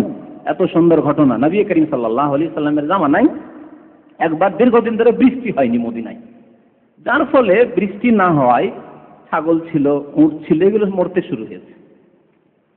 খাবার না পেলে মরে যাবে, বৃষ্টি না হলে ঘাস জন্মাবে না, মরে যাবে ছাগল, গরু ইত্যাদি ইত্যাদি, মরতে শুরু হয়েছে। রাস্তাঘাটে চলাচল দারুণ অসুবিধা হয়ে পড়েছে। একজন বেদুইন এসে জুমার দিনে নবী করিম সাল্লাল্লাহু আলাইহি সাল্লাম জুমার খুতবা দিচ্ছেন, ওই অবস্থায় এসে উপস্থিত। আসার পরে বলছেন, ইয়া রাসূলুল্লাহ হালাকাতিল আমওয়াল, ধ্বংস হয়ে গেল আমাদের ধন সম্পদ, অর্থাৎ আমাদের উট, আমাদের ছাগল যা ছিল সব ধ্বংস হয়ে গেল, মরে শেষ হয়ে গেল অনাবৃষ্টির কারণে। ওয়ানকাতাতিস সুবুল, আমাদের রাস্তাঘাটে চলাফেরার ব্যবস্থা বন্ধ হয়ে গেল, অর্থাৎ উট মরে গেলে চলবো কি করে মরুভূমিতে? রাস্তাপথ বন্ধ আমাদের। ফাদুল্লাহ লানা আন ইয়াসকিয়ানা, আমাদের জন্য দোয়া করেন আল্লাহর কাছে, আল্লাহ যাতে করে আমাদেরকে পানি দান করেন, বৃষ্টি দান করেন। আন ইয়াসকিয়ানা, নবী মুহাম্মদ রাসূলুল্লাহ সাল্লাল্লাহু আলাইহি ওয়াসাল্লাম জুমার বক্তব্য খুতবা বন্ধ করে দিয়ে সাথেই দোয়া করা, খুতবাই মেম্বারে চড়েই দোয়া করলেন নবী করিম সাল্লাল্লাহু আলাইহি ওয়াসাল্লাম। কি দোয়া করলেন? আল্লাহুম্মা আসকিনা, আল্লাহুম্মা আসকিনা, আল্লাহুম্মা আগিসনা, আল্লাহুম্মা আসকিনা গাইসান মাগিসান মারিআন মারিআ, আজিলান গায়রা আজিলিন, নাফিআন গায়রা দারিন, ইত্যাদি ইত্যাদি। নবী সাল্লাল্লাহু আলাইহি ওয়াসাল্লাম বৃষ্টি চাওয়ার যে দোয়াগুলি রয়েছে সেই দোয়াগুলি করলেন। সাহাবারা বলছেন যে নবী সাল্লাল্লাহু আলাইহি ওয়াসাল্লামের খুতবা শেষ হয়নি, সাথে সাথে হঠাৎ করে আকাশে মেঘ দেখা দিল, অথচ দীর্ঘদিন ধরে মেঘ আমরা দেখিনি আকাশে। সাথে সাথে মেঘ দেখা দিল, খুতবা থেকে নেমে আমরা নামাজ পড়লাম বৃষ্টিতে ভিজে ভিজে, এমনকি নামাজ শেষ করে যে বাড়ি ফিরছি তো রাস্তাঘাট পানিতে ভর্তি, বাড়ি আসা অসম্ভব হয়ে পড়েছে, এমন অবস্থা, রাস্তাঘাট পানিতে ভর্তি হয়ে গেছে। এভাবে ভিজে সাহাবায়ে কেরাম বাড়ি ফিরলেন। তারপরে শোনেন, তারপরে সেই সাহাবী হযরত আনাস বিন মালিক এই হাদিসটি বর্ণনা করেছেন, ওয়াল্লাহি, আল্লাহর কসম করে বলছি, মা রাআইনা শামসা সাবতান, আমরা এক সপ্তাহ ধরে সূর্যের মুখ দেখিনি। তারপরে সামনের জুমা পর্যন্ত সূর্যের মুখ দেখিনি। বৃষ্টি হয়েই যাচ্ছে, একটা না বৃষ্টি হয়েই যাচ্ছে, রাস্তাঘাট পানিতে সব ভর্তি। নবী করিম সাল্লাল্লাহু আলাইহি ওয়াসাল্লামের দোয়া, একটি দোয়া মাত্র, সে খুতবার অবস্থায়। তারপরের জুমায় এক হাদিসে রয়েছে ওই লোক অথবা আরেকজন বেদুইন, কোন কোন হাদিসে রয়েছে সেই লোকই ছিল অথবা অন্য লোক। তো যাই হোক, আসার পরে সেই দরজা দিয়ে ঢুকে, যে দরজায় গত সপ্তাহে দরখাস্ত করেছিল, এসে নবী করিম সাল্লাল্লাহু আলাইহি ওয়াসাল্লামের কাছে দোয়ার যে বৃষ্টির জন্য দোয়া করেন, এসে দরখাস্ত করছেন নবী করিম সাল্লাল্লাহু আলাইহি ওয়াসাল্লামের কাছে সেই সাহাবী, বেদুইন সাহাবী, ইয়া রাসূলুল্লাহ তাহাদ্দামাতিল বুয়ুত, গত সপ্তাহে দোয়া ছিল যে আল্লাহ আমাদের পশু সব হালাক হয়ে গেল পানির না হওয়ার কারণে, বৃষ্টি না থাকার কারণে। আজকে তাহাদ্দামাতিল বুয়ুত, ঘর বাড়ি সব ভেঙে পড়ে গেল। বর্ষা বৃষ্টি যদি হয়, মাটির ঘর থাকে, খড়ের ঘর থাকে, তো কি হবে? ঘর বাড়ি সব ভেঙে শেষ হয়ে গেল। গারিকাতিল আমওয়াল, সবকিছু ডুবে গেল, যা জমি জায়গা ছিল, খেজুর বাগান ছিল, সব ডুবে গেল। গারিকাতিল আমওয়াল, সব ডুবে গেল। ফাদুল্লাহ লানা, আল্লাহর কাছে দোয়া করুন আমাদের জন্য, আইয়ুমসিক আন্না, যাতে বৃষ্টি বন্ধ হয়ে যায়, বৃষ্টি বন্ধ হয়ে যায়। নবী করিম সাল্লাল্লাহু আলাইহি ওয়াসাল্লাম বৃষ্টি বন্ধের দোয়া করলেন। বৃষ্টি বন্ধের দোয়া জানেন? আল্লাহুম্মা হাওয়ালাইনা ওয়ালা আলাইনা, হে আল্লাহ আমাদের আশেপাশে যেখানে বৃষ্টির প্রয়োজন সেখানে বৃষ্টি দান করো, ওয়ালা আলাইনা, আমাদের উপরে নয়, আমাদের উপরে নয়। আল্লাহ যেখানে উপত্যকা রয়েছে, মাঠ রয়েছে, যেখানে বৃষ্টির প্রয়োজন রয়েছে, আল্লাহুম্মা আলাল আউদিয়া ওয়া মানাবিতিশ শাজার, যেখানে গাছগাছরা রয়েছে সেখানে বৃষ্টির প্রয়োজন, সেখানে বৃষ্টি দান করো। আলাল জেবাল, যেখানে পাহাড় পর্বত রয়েছে সেখানে বৃষ্টি দান করো। আল্লাহ মদিনার উপর আর বৃষ্টি দিও না। নবী করিম সাল্লাল্লাহু আলাইহি ওয়াসাল্লাম দোয়া করলেন, সাথে সাথে বৃষ্টি বন্ধ হয়ে গেল। সাহাবী বলছেন আনাস রাদিয়াল্লাহু তাআলা আনহু, যে আমরা জুমার থেকে বের হচ্ছি, তখন দেখলাম যে একেবারে সুন্দরভাবে সূর্যের আলো, অথচ এক সপ্তাহ ধরে সূর্যের মুখ তারা দেখেন। তো নবী করিম সাল্লাল্লাহু আলাইহি ওয়াসাল্লামের কাছে তাঁর জীবদ্দশায় এরকম সাহাবায়ে কেরামরা দরখাস্ত করেছেন, কিন্তু নবী সাল্লাল্লাহু আলাইহি ওয়াসাল্লাম ইন্তেকালের পরে কেউ দরখাস্ত করেনি, কোনো সাহাবী দরখাস্ত করেনি, বরং এর উল্টো, আল্লাহ রাসূলের কাছে না গিয়ে অন্য কোনো সাহাবীর কাছে দরখাস্ত করেছেন। যদি মৃত ব্যক্তির কাছে দোয়ার দরখাস্ত করা, আল্লাহর কাছেই দোয়া করার জন্য দরখাস্ত করা যায় হয়তো কোনো নবী ওলির কাছে, তাহলে প্রিয় নবীর কবরের কাছে গিয়ে, আরো তো মুসিবতের মুহূর্ত এসেছে, বালা মুসিবত এসেছে, অনাবৃষ্টি দুর্ভিক্ষ এসেছে, তখন সাহাবায়ে কেরামরা খোলাফায়ে রাশিদিন আল্লাহ রাসূল কবরের কাছে গিয়ে তো বলেন যে ইয়া রাসূলুল্লাহ আমাদের কাছে দোয়া করেন। যেমন ওই খুতবার সময় দরখাস্ত করেছিলেন সাহাবী, কোন সাহাবী তার করলেন না কবরের কাছে গিয়ে ইয়া রাসূলুল্লাহ আমাদের জন্য দোয়া করুন। হযরত উমরের যুগে এমন দুর্ভিক্ষ দেখা দিয়েছিল কয়েক বছর ধরে, যে মানুষ অনাহারে থাকার কারণে ধোঁয়া দেখত। মানুষ যখন অত্যন্ত অনাহারে থাকে তখন চোখ ঝাপসা হয়ে যায়, চোখে পরিষ্কার দেখে না, যার ফলে কি ধোঁয়া ধোঁয়া মনে হয় আকাশের দিকে, তো শুধু ধোঁয়াই দেখত, ধুলোর মতো বা ছায়ের মতো দেখত। সেই জন্য ওই বছরটিকে বলা হয়েছে ইয়ামুর রামাদ বা আমুর রামাদ। রামাদ বলা হয় ছাইকে, ছায়ের বছর, শুধু ধুলো আর ছায়ের মতো মনে হতো আকাশের দিকে তাকালে। সেই অবস্থাতে হযরত ওমর রাদিয়াল্লাহু তাআলা তখন খলিফাতুল মুসলিমিন ছিলেন, আমিরুল মুমিনিন ছিলেন, নবী সাল্লাল্লাহু আলাইহি ওয়াসাল্লামের কাছে এসে কি দরখাস্ত করলেন যে ইয়া রাসূলুল্লাহ দোয়া করুন, দেখছেন না আমাদের কি অবস্থা, এই কথা বলেছেন। যেমন এই শিরকি কিতাবাদিতে তারাহাম ইয়া নবী, আল্লাহ তারাহাম, হে আল্লাহর নবী রহম করো, এই কথা দরখাস্ত করা যায় আজকে 1400 বছর পরে। হযরত ওমর রাদিয়াল্লাহু তাআলা আনহু সেই জামানায় নবী করিম সাল্লাল্লাহু আলাইহি সাল্লামের ইন্তেকালের মাত্র কয়েক বছর পরে খলিফা হচ্ছেন, তখন তো এই দরখাস্ত করলেন না। হযরত বুখারী শরীফের হাদিস রয়েছে, হযরত আব্বাসের কাছে গেলেন, হযরত আব্বাসের কাছে। দ্বিতীয় দলিল হিসেবে এটি শুনে রাখুন, হযরত আব্বাস রাদিয়াল্লাহু তাআলা আল্লাহ রাসূলের চাচা, তিনি দোয়া করতে পারতেন, কিন্তু মনে করলেন আমি তো দোয়া করবই, কিন্তু আল্লাহ রাসূলের যখন চাচা হযরত আব্বাস, আল্লাহ রাসূলের কাছে তো আর দোয়া চাইতে পারছেন, যেহেতু তিনি ইন্তেকাল করেছেন। যদি এই সুযোগ থাকতো তাহলে কোনো সময় আল্লাহ রাসূলকে বাদ দিয়ে হযরত আব্বাসের কাছে দোয়া চাইতে যেতেন না। বুখারীতে হাদিস রয়েছে, হযরত আব্বাসকে বললেন, দেখো আব্বাস, তুমি আল্লাহ রাসূলের চাচা, তোমার সাথে আল্লাহ রাসূলের রিলেশন, আত্মীয়তা রয়েছে, রক্তের সম্পর্ক রয়েছে, সুতরাং তুমি দোয়া করো। নবী সাল্লাল্লাহু আলাইহি ওয়াসাল্লামের জামানায় যদি আমাদের বালা মুসিবত হতো, অনাবৃষ্টি দেখা দিত, তাহলে নবী সাল্লাল্লাহু আলাইহি ওয়াসাল্লামের কাছে সরাসরি গিয়ে বলতাম যে আল্লাহর নিকট দোয়া করুন। এখন তো তিনি আমাদের মাঝে নন, সেই জন্য তুমি দোয়া করো, আমরা তোমার দোয়া আমিন বলো, তোমার সাথে আমরাও দোয়া করব। এইভাবে হযরত আব্বাসের দোয়াকে মাধ্যম বানালেন আল্লাহর নৈকট্য লাভের জন্য। এই হচ্ছে ওসিলা। জীবিত মানুষের কাছে দোয়া চাইলেন, তার ব্যক্তির ওসিলা ধরেননি। ব্যক্তির ওসিলা যদি ধরতেন, এই হাদিসটিকে, এই জন্য স্পষ্ট করছি যে এই হাদিসটিকে বিরাটপন্থীরা দলিল হিসাবে গ্রহণ করে। তারা বলে যে দেখো, হযরত উমর আব্বাসের ওসিলা ধরলেন, আমরা রাসূলের ওসিলা ধরলাম, তো কি হলো? হযরত আব্বাসের ওসিলা তার ব্যক্তির ওসিলা ধরেননি। ব্যক্তির ওসিলা যদি ধরতেন তাহলে আব্বাসের কাছে এসে বলার প্রয়োজন ছিল না তুমি দোয়া করো, আমরা দোয়া করি তোমার সাথে, এই কথা বলার প্রয়োজন ছিল না।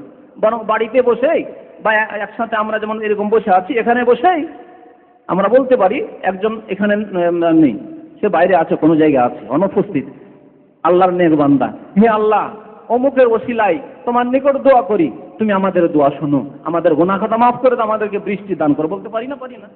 এক জায়গায় হয়ে এখানে দোয়া করলে হলো, তার উপস্থিত হওয়া জরুরি নাই। তাহলে আব্বাসের কাছে যাওয়ার কি প্রয়োজন ছিল? একসাথে দু চারজন সাহাবা হয়ে আব্বাসের ওসিলার মাধ্যমে ওর নাম ধরে দোয়া করতেন না, সেভাবে তো দোয়া করেননি। হযরত আব্বাসকে গিয়ে বলছেন যে হে আব্বাস, আমরা আল্লাহ রাসূলের জামানায় তার কাছে দোয়ার দরখাস্ত করতাম যে আল্লাহর কাছে দোয়া করেন, এখন তিনি আমাদের মধ্যে নন, সুতরাং তুমি দোয়া করো, আমরা তোমার সাথে দোয়া করি, তোমার দোয়াকে আমরা মাধ্যম বানাই, তোমার দোয়ার মাধ্যমে আল্লাহ সন্তুষ্টি অর্জন করি। তো বোঝা গেল যে এটা বিদাতীদের দলিল নয়, বরং এটা এই কথারও দলিল যে তৃতীয় প্রকার ওসিলার কথা বললাম, জায়েজ ওসিলা, যে একজন জীবিত মানুষ আপনার নিকটে সে সৎ মানুষ, তার কাছে গিয়ে বলবেন যে আল্লাহর রাস্তায় আমার জন্য একটু দোয়া করে দেন, তখনই দোয়া চান যে আমার জন্য দোয়া করে দেন, অথবা তারপরে আমার জন্য একটু রাত্রে দোয়া করবেন, আমার জন্য একটু বিশেষ বিশেষ সময় দোয়া করবেন, আপনি মক্কা মদিনা ওমরায় যাচ্ছেন, হজে যাচ্ছেন, আমার জন্য একটু দোয়া করবেন, বিশেষ দোয়া করবেন।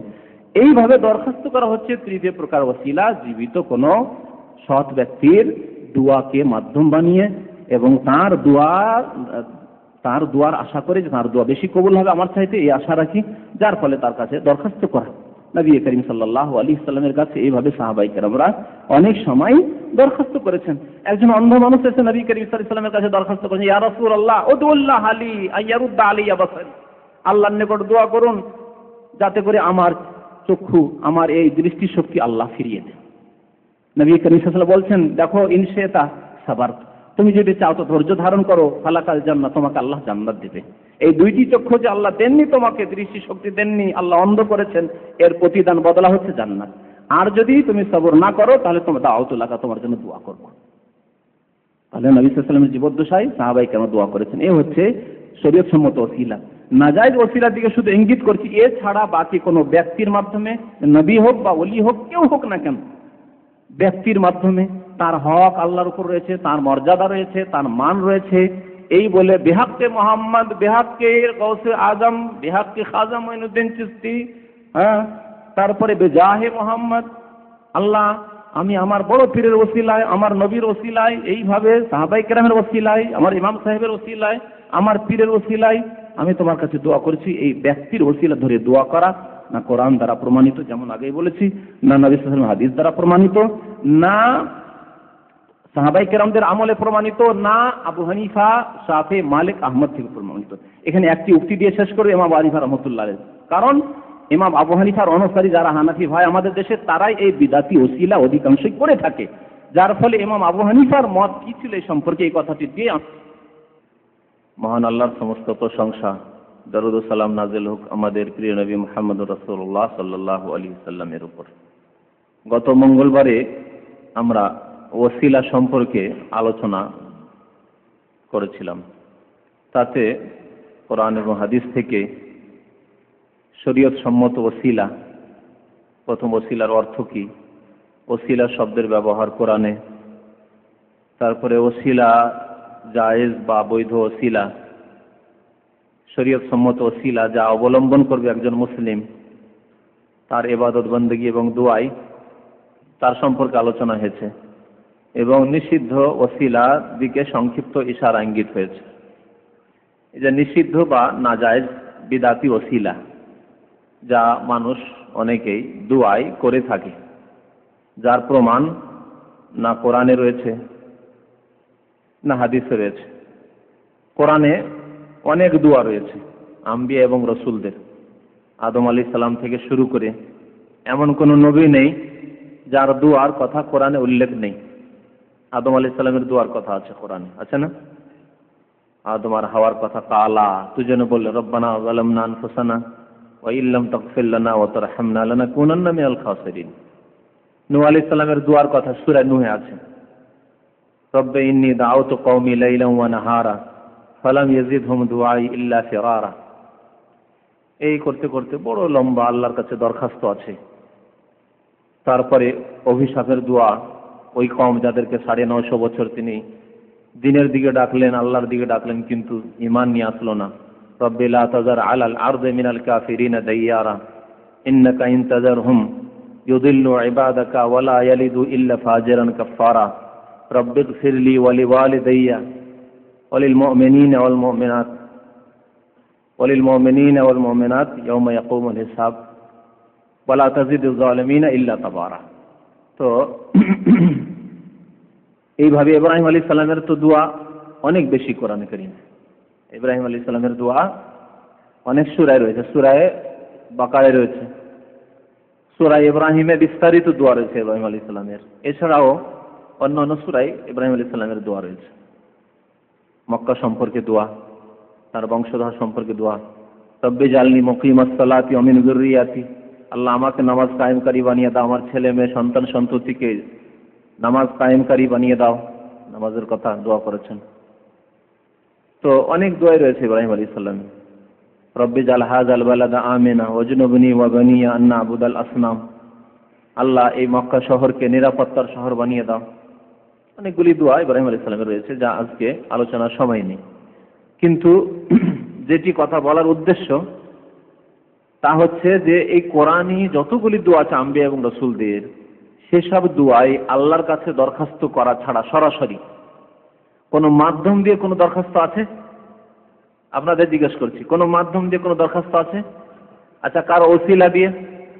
আদম আলাইহিস সালাম নবীর ওসিলাই দোয়া করছেন, বা নূহ আলাইহিস সালাম আমাদের নবীর ওসিলাই বা ইব্রাহিম আলাইহিস সালামের ওসিলাই দোয়া করছেন, ইসমাইল আলাইহিস সালাম তার পিতা ইব্রাহিম আলাইহিস সালামের ওসিলাই দোয়া করছেন। এরকম কোন দোয়া আছে কি কোরআনে? একটিও দোয়া পাবেন না। সহিহ হাদিসে নবী সাল্লাল্লাহু আলাইহি ওয়াসাল্লামের অসংখ্য দোয়া আছে। যে কোনো হাদিসের কিতাবে কিতাবুদ দোয়া, দোয়ার একটি চ্যাপ্টার আছে, বিস্তারিত যত দোয়া দুনিয়ার বিভিন্ন ক্ষেত্রে অনেক দোয়া আছে।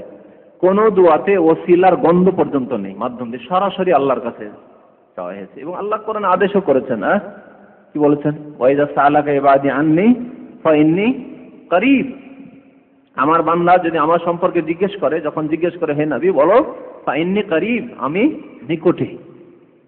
আল্লাহ সবকিছুই শোনেন, সবকিছুই জানেন, কি অন্তর নিয়ে আল্লাহর কাছে চাইছেন, কোন ভাষায় চাইছেন, সবকিছুই বুঝেন আল্লাহ রাব্বুল আলামিন। অজিব দাওয়াত দা, দোয়াকারীর দোয়া আমি শুনি, ইজা দান, যখন দোয়া করে। কোনখানে আল্লাহ শেখাননি যে মাধ্যম দিয়ে দোয়া করো, ওসিলা দিয়ে, দোহাই দিয়ে, বরাত দিয়ে দোয়া করো, না হলে দোয়া কবুল করবো না। সরাসরি আমাকে শোনানো যায় না, আমার কাছে তোমাদের কথার শুনওয়াই হবে না, এসব কথাবার্তা কোথাও নেই ইসলামে। একটি আশ্চর্যজনক বিষয় সেটি হচ্ছে যে বিদআতপন্থীরা শরীয়ত সম্মত ওসিলা তিনটি গত মঙ্গলবার বলেছি, কি একটি আল্লাহর নাম এবং গুণাবলীর মাধ্যমে দোয়া করা আল্লাহর কাছে, নিজের সৎ আমলকে আল্লাহর কাছে পেশ করে, আল্লাহ এই কাজটি করলাম, তুমি আমার দোয়া কবুল করো। 2 রাকাত নামাজ পড়ে, কিছু কোরআন তেলাওয়াত করে, দান খায়রাত করে, ইত্যাদি যে কোনো সৎ আমল আল্লাহ সন্তুষ্টির জন্য করলেন, মাতা পিতার সেবা করলেন, মাতা পিতার জন্য একটা ড্রাফট পাঠালেন, টাকা পাঠালেন, আল্লাহ আমি আমার আম্মা আব্বাকে সন্তুষ্ট করার জন্য এত টাকার ড্রাফট পাঠালেন, আল্লাহ তুই আমার মুসিবতকে দূর করে দাও, আল্লাহ যদি কোনো গুনাহ থাকে মাফ করে দাও, আমার মনের উদ্দেশ্য পূরণ করে দাও, ইত্যাদি ইত্যাদি। সৎ আমলের মাধ্যমে মানে তাকে ওসিলা বানিয়ে দোয়া করা, নিজের সৎ আমল, অন্যের সৎ আমল না। আর তৃতীয় কি বলেছিলাম? কেউ আছেন যারা মঙ্গলবারে ছিলেন না? কেউ? হ্যাঁ, জীবিত কোন ব্যক্তির কাছে, সৎ ব্যক্তির কাছে দোয়া চাওয়া। জীবিত ব্যক্তির কাছে, মরা ব্যক্তির কাছে দোয়া চাওয়া যায় না, যেহেতু সে শুনবেও না আর তিনি দোয়া করতে পারবেন না। এদা মাতা ইবনু আদম ইনকাতা আমালু, আদম সন্তান মরে গেলে তার আমল বন্ধ হয়ে যায়। আর দোয়াটা হচ্ছে আমল, কর্ম তো বন্ধ হয়ে গেছে, তাহলে কি করে দোয়া করবে? নবী সাল্লাল্লাহু আলাইহি ওয়াসাল্লামের কাছে কেউ যদি গিয়ে দরখাস্ত, ইয়া রাসূলুল্লাহ আমরা যে মুসিবতে আছি দোয়া করে দেন। আদম সন্তান যখন মরে যায় তার কর্ম বন্ধ হয়ে যায়, তো দোয়া করা বন্ধ হয়ে গেছে, কি করে দোয়া করবেন তিনি? তো জীবিত সৎ ব্যক্তি, নেক ব্যক্তি, আল্লাহ ভীরু ব্যক্তি, মুত্তাকি পরহেজগার ব্যক্তির কাছে, যে আল্লাহকে ভয় করে, ভালো মানুষ আপনার ধারণায়, তার দোয়া আপনার চাইতে বেশি আল্লাহ শুনতে পারে, হ্যাঁ, কবুল করতে পারে। যেহেতু হয়তো আপনি, আপনার দ্বারা গুনাহ হয়ে যাচ্ছে, অথবা আপনি অত দিনদার ধার্মিক নন, আপনার চাইতে অনেক বেশি ধার্মিক সে, আশা আছে যে তার দোয়া বেশি কবুল হবে। তার কাছে গিয়ে দরখাস্ত করলেন যে আমার জন্য একটু দোয়া করে দেন, আমার এই উদ্দেশ্যের জন্য দোয়া করে দেন। এর প্রমাণ আছে, এটি একটি মাধ্যম সৎ মানুষের কাছে দোয়া চাওয়া। এই তিনটি হচ্ছে শরীয়ত সম্মত মাধ্যম দোয়া করা।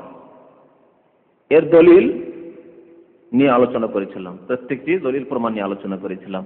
এ হচ্ছে সুন্নত সম্মত। যারা বিদআতপন্থী কোন ব্যক্তি, ওলি আউলিয়া, নবী রসুলের নাম ধরে, তার নামের দোহাই দিয়ে, তার মর্যাদার দোহাই দিয়ে, তার হকের দোহাই দিয়ে, ওসিলা দিয়ে দোয়া করে, এটা বিদআতি তরিকায় দোয়া করে, তারা ওই সহিহ সুন্নত সম্মত ওসিলাগুলো অবলম্বন করে না। তারা আল্লাহর নাম গুণাবলীর মাধ্যমে দোয়া করবে, এটা করে না। তারা নিজের কিছু আমল করলো, নামাজ পড়লো, আল্লাহ আমি 2 রাকাত নামাজ পড়লাম, আমার দোয়া তুমি কবুল করো আল্লাহ, এইভাবে করে না। শরীয়ত সম্মত তরিকাগুলো অবলম্বন করে না। একটা সৎ ব্যক্তির কাছে যাবে, গিয়ে বলবে যে আমার জন্য একটু দোয়া করে দেন, এই সব কাজে যায় না। বসে বসেই হে আল্লাহ তোমার নবীর ওসিলায়, তোমার নবীর দোহায় আমার দোয়া কবুল করো, আমার বড় পীর সাহেবের, খাজা মঈনুদ্দিন চিশতি, শাহজালাল, অমর পীর সাহেবের ওসিলায় আমার দোয়া কবুল করো। বিদআতি তরিকায় দোয়া করে, সুন্নতি তরিকার তৌফিক হয় না। এটি কথা সত্য। যারা বিদআত অবলম্বন করে তারা অটোমেটিক সুন্নাত ছেড়ে দেয়, এই কথাটি সত্য। এই ক্ষেত্রে একটি উক্তি রয়েছে, একজন তাবেঈ হাসান বিন আতিয়া রাদিয়াল্লাহু রাহমাতুল্লাহ আলাইহি মুহারিবি, তিনি বলছেন যে মাবতাদা কওমুন বিদআতান ফি দীনিহিম, যে কোনো সম্প্রদায়, জাতি যখন কোনো বিদআত করা আরম্ভ করে, ইল্লা নাযা আল্লাহু মিন সুন্নাতিহিম মিসলাহা, তখন আল্লাহ ওই রকমের সুন্নতকে ছিনিয়ে নেন। যখন বিদআত করা আরম্ভ করে তখন সুন্নত ছেড়ে দেয়। অনেক ক্ষেত্রে এর দৃষ্টান্ত আছে, উদাহরণ আছে। যেমন বিদআতি তরিকায় যারা ওসিলা ধরে তারা সুন্নতি তরিকা ধরতে যায় না, ঠিক না? অনেক ক্ষেত্রে এইরকম আছে। নামাজের ক্ষেত্রে দেখবেন যারা বিদআত করে তারা সুন্নতি জিকির আজকার করে না। নামাজের পরে সালাম ফিরলেই চট করে কি করে, হাত উঠে মোনাজাত শুরু করে। এই বিদআত যারা করে তারা আস্তাগফিরুল্লাহ আস্তাগফিরুল্লাহ আস্তাগফিরুল্লাহ, আল্লাহুম্মা আনতাস সালাম ওয়া মিনকাস সালাম, তাবারাকতা ইয়া যাল জালালি ওয়াল ইকরাম, আল্লাহুম্মা লা মানিয়া লিমা আতাইতা ওয়া লা মুতিয়া লিমা মানাতা ওয়া লা ইয়ানফাউ যাল জাদ্দি মিনকাল জাদ্দু, আয়াতুল কুরসি 33 বার, সুবহানাল্লাহ 33 বার, আলহামদুলিল্লাহ 34 বার, আল্লাহু আকবার 33 বার, আল্লাহু আকবার করে 100 পুরো করা, লা ইলাহা ইল্লাল্লাহু ওয়াহদাহু লা শারীকা লাহু দি, এগুলো করে না। মোনাজাত হলো, ফরফর করে মসজিদে বেরিয়ে চলে গেল। তো বিদআত আরম্ভ করলো তখন সুন্নাত ছেড়ে দেয়। কথা কত সত্যই। তাবেঈ রাদিয়াল্লাহু তাআলা আনহু হাসান বিন আতিয়া মুহারিবি, তিনি বলছেন মাবতাদা কওমুন বিদআতান ফি দীনিহিম, যে কোনো সম্প্রদায় যখন তাদের দ্বীনের ক্ষেত্রে, ধর্মের ক্ষেত্রে কোনো বিদআত আরম্ভ করে, ইল্লা নাযা আল্লাহু মিন সুন্নাতিহি মিসলাহা, ওই রকমের সুন্নত আল্লাহ তখন ছিনিয়ে নেন। সুম্মা লা ইউঈদুহা ইলাইহিম ইলা ইয়াউমিল কিয়ামা, যতক্ষণ সুন্নতের দিকে ফিরে না আসবে ততক্ষণ আল্লাহ সুন্নতকে আর ফিরিয়ে দেবেন না। বিদআত করতেই থাকবে, সুন্নত আল্লাহ ফিরিয়ে দেবেন না। সারাদিন ওই মিলাদের মিছিল করে, নামাজ এক ওয়াক্ত পড়ে না। সারা বছর দিনের সাথে সম্পর্ক নেই, বছরে একবার বিদাতি মিছিল করে, 12 রবিউল আউয়ালে। বিদাতি যারা ওই বড় বড় ইজতেমার অত্যন্ত গুরুত্ব দিয়ে থাকে, আরাফার ইজতেমা তাদের কাছে গুরুত্ব রাখে না। বলে 3 বার আমাদের ইজতেমাতে, 20 ইজতেমাতে গেলে হজের সওয়াব হয়ে যাবে, আরাফায় যাওয়ার সওয়াব হয় না, নাউজুবিল্লাহ, এরকম ধরনের কথাবার্তা অনেক শোনা যায়। তারপরে খাজা মঈনুদ্দিন চিশতি সম্পর্কে তো ভারতে এই প্রসিদ্ধ আছে এই কথা বিদাতিদের মধ্যে, যে 3 বার যদি খাজা বাবার দরবারে যায় 1 হজের সওয়াব হয়ে যায়। বুঝতে পারছেন? হজ আল্লাহ ফরজ করলেন, আর শিরককে আল্লাহ সবচেয়ে বড় হারাম বলে ঘোষণা করেছেন। হ্যাঁ, সবচেয়ে বড় গুনাহ বলে আল্লাহ ঘোষণা করেছেন শিরককে। 3 বার শিরকের আড্ডায় ধর্ণা দিলে 1 হজের নেকি হয়। তো বিদাতিদের অবস্থা এরকম। আসলে আজকে যে বিষয়টি বিশেষ করে বলার প্রয়োজন, আর আরম্ভ করেছিলাম, আমার আলোচনা শেষ হয়ে গেছিল, অত্যন্ত জরুরি, সেটি হচ্ছে যে আইম্মাই কেরামদের মতামতে এই ওসিলা সম্পর্কে, আর বিশেষভাবে ইমাম আবু হানিফা রাহমাতুল্লাহ আলাইহির মতামত।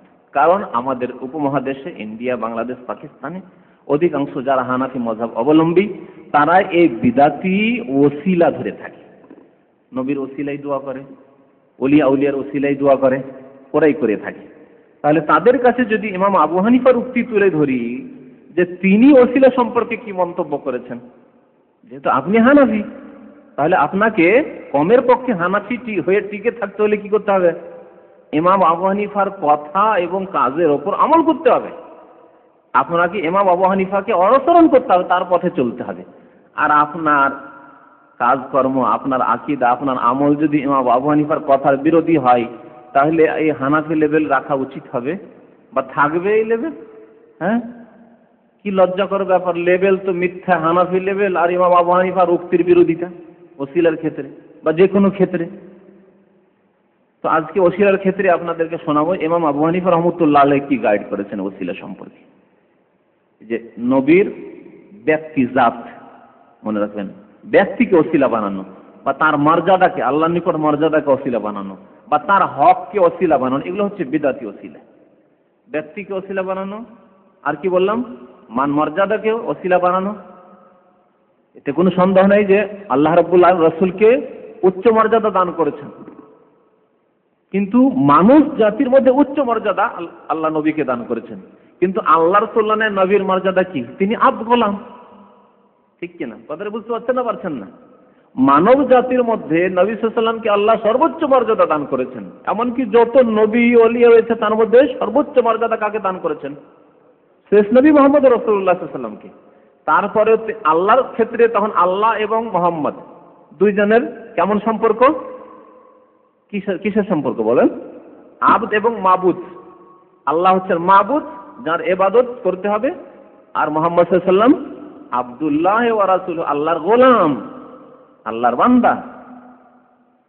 তাই বলে নবীর যে মর্যাদা, নবীর যে হক, আমার ওলির হক, এই হক সম্পর্কেও ইমাম আবু হানিফার উক্তি শোনাবো। আল্লাহর ওপর কেউ হক রাখে না যে আমি এই হক রাখি। হক মানে ন্যায্য দাবি। যেমন আপনার কাছে আমি টাকা পাবো, এটা আমার হক। স্বামী স্ত্রীর কাছে হক পাবে, ন্যায্য হক দিতে হবে। স্ত্রী হচ্ছে স্বামীর হক দিতে হবে। স্ত্রীর স্বামীর হক রয়েছে, ভরণ পোষণ মোহর ইত্যাদি দিতে হবে। হক দাবি করবে, দাবি না দিলে জবাবদিহি করতে হবে। এইরকম কি কোন নবীর আল্লাহর উপর হক আছে? না আল্লাহর রহমতের ওপর নির্ভর করে সবকিছু।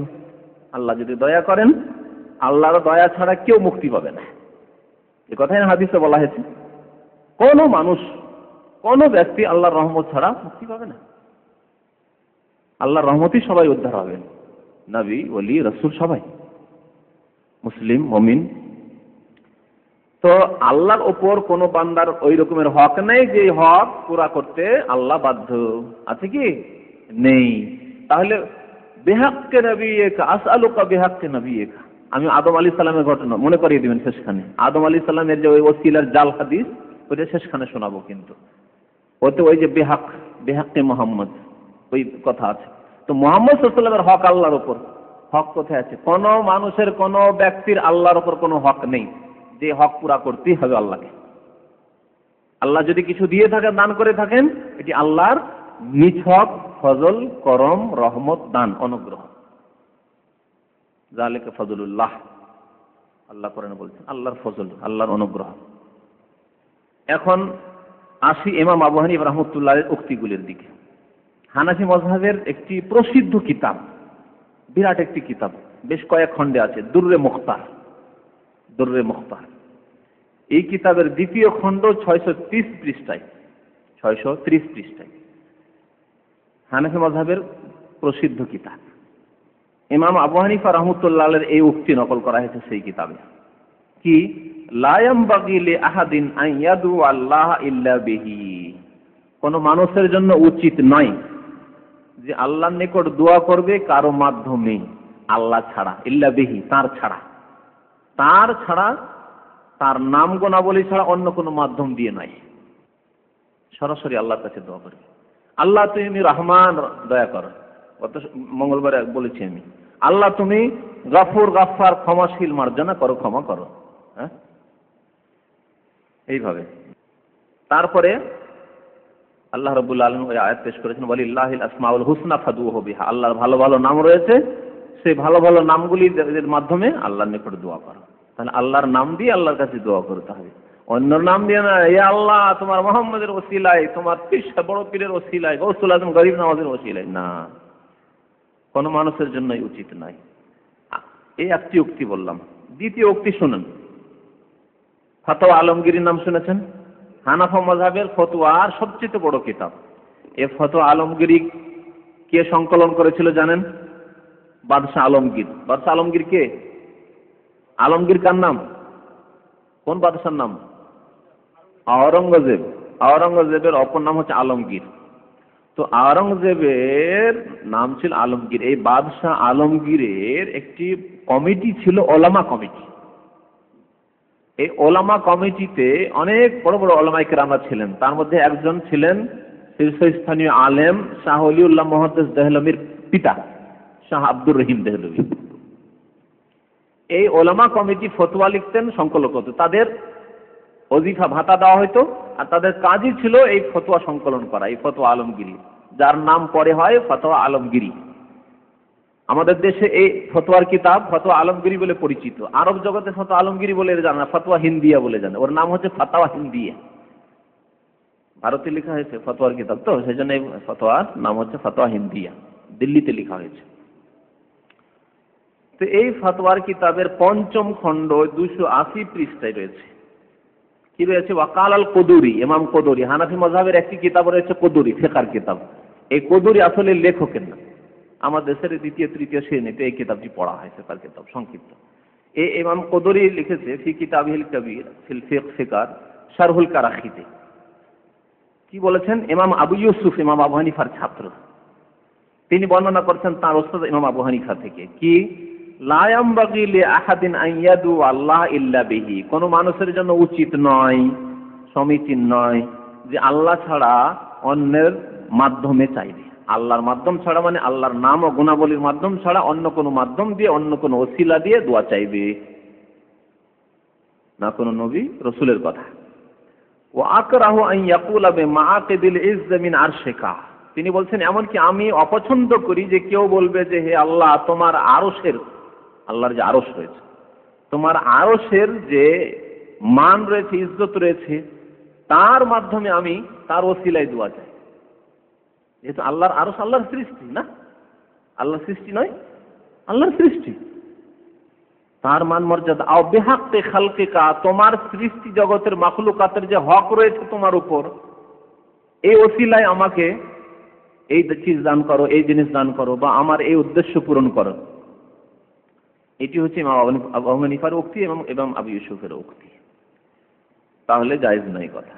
আরো বলছেন ওয়া আকরাহু আন ইয়াকুল, অপছন্দ করি যে কেউ বলবে বিহাক্কি ফুলানিন, হে আল্লাহ তোমার নিকট দোয়া করি বিহাক্কি ফুলানিন, অমুকের হকের ওসিলায়, অমুকের হকের ওসিলায়। অমুকের মানে মুহাম্মদ সাল্লাল্লাহু আলাইহি ওয়াসাল্লামের হকের ওসিলায়, ইব্রাহিম আলাইহিস সালামের হকের ওসিলায়, আদম আলাইহিস সালামের হকের ওসিলায়, নূহ আলাইহিস সালামের হকের ওসিলায়, বড় পীর আব্দুল কাদের জিলানীর হকের ওসিলায়, শাহজালালের হকের ওসিলায়, কোন মানুষেরই হকের ওসিলায় দোয়া করা।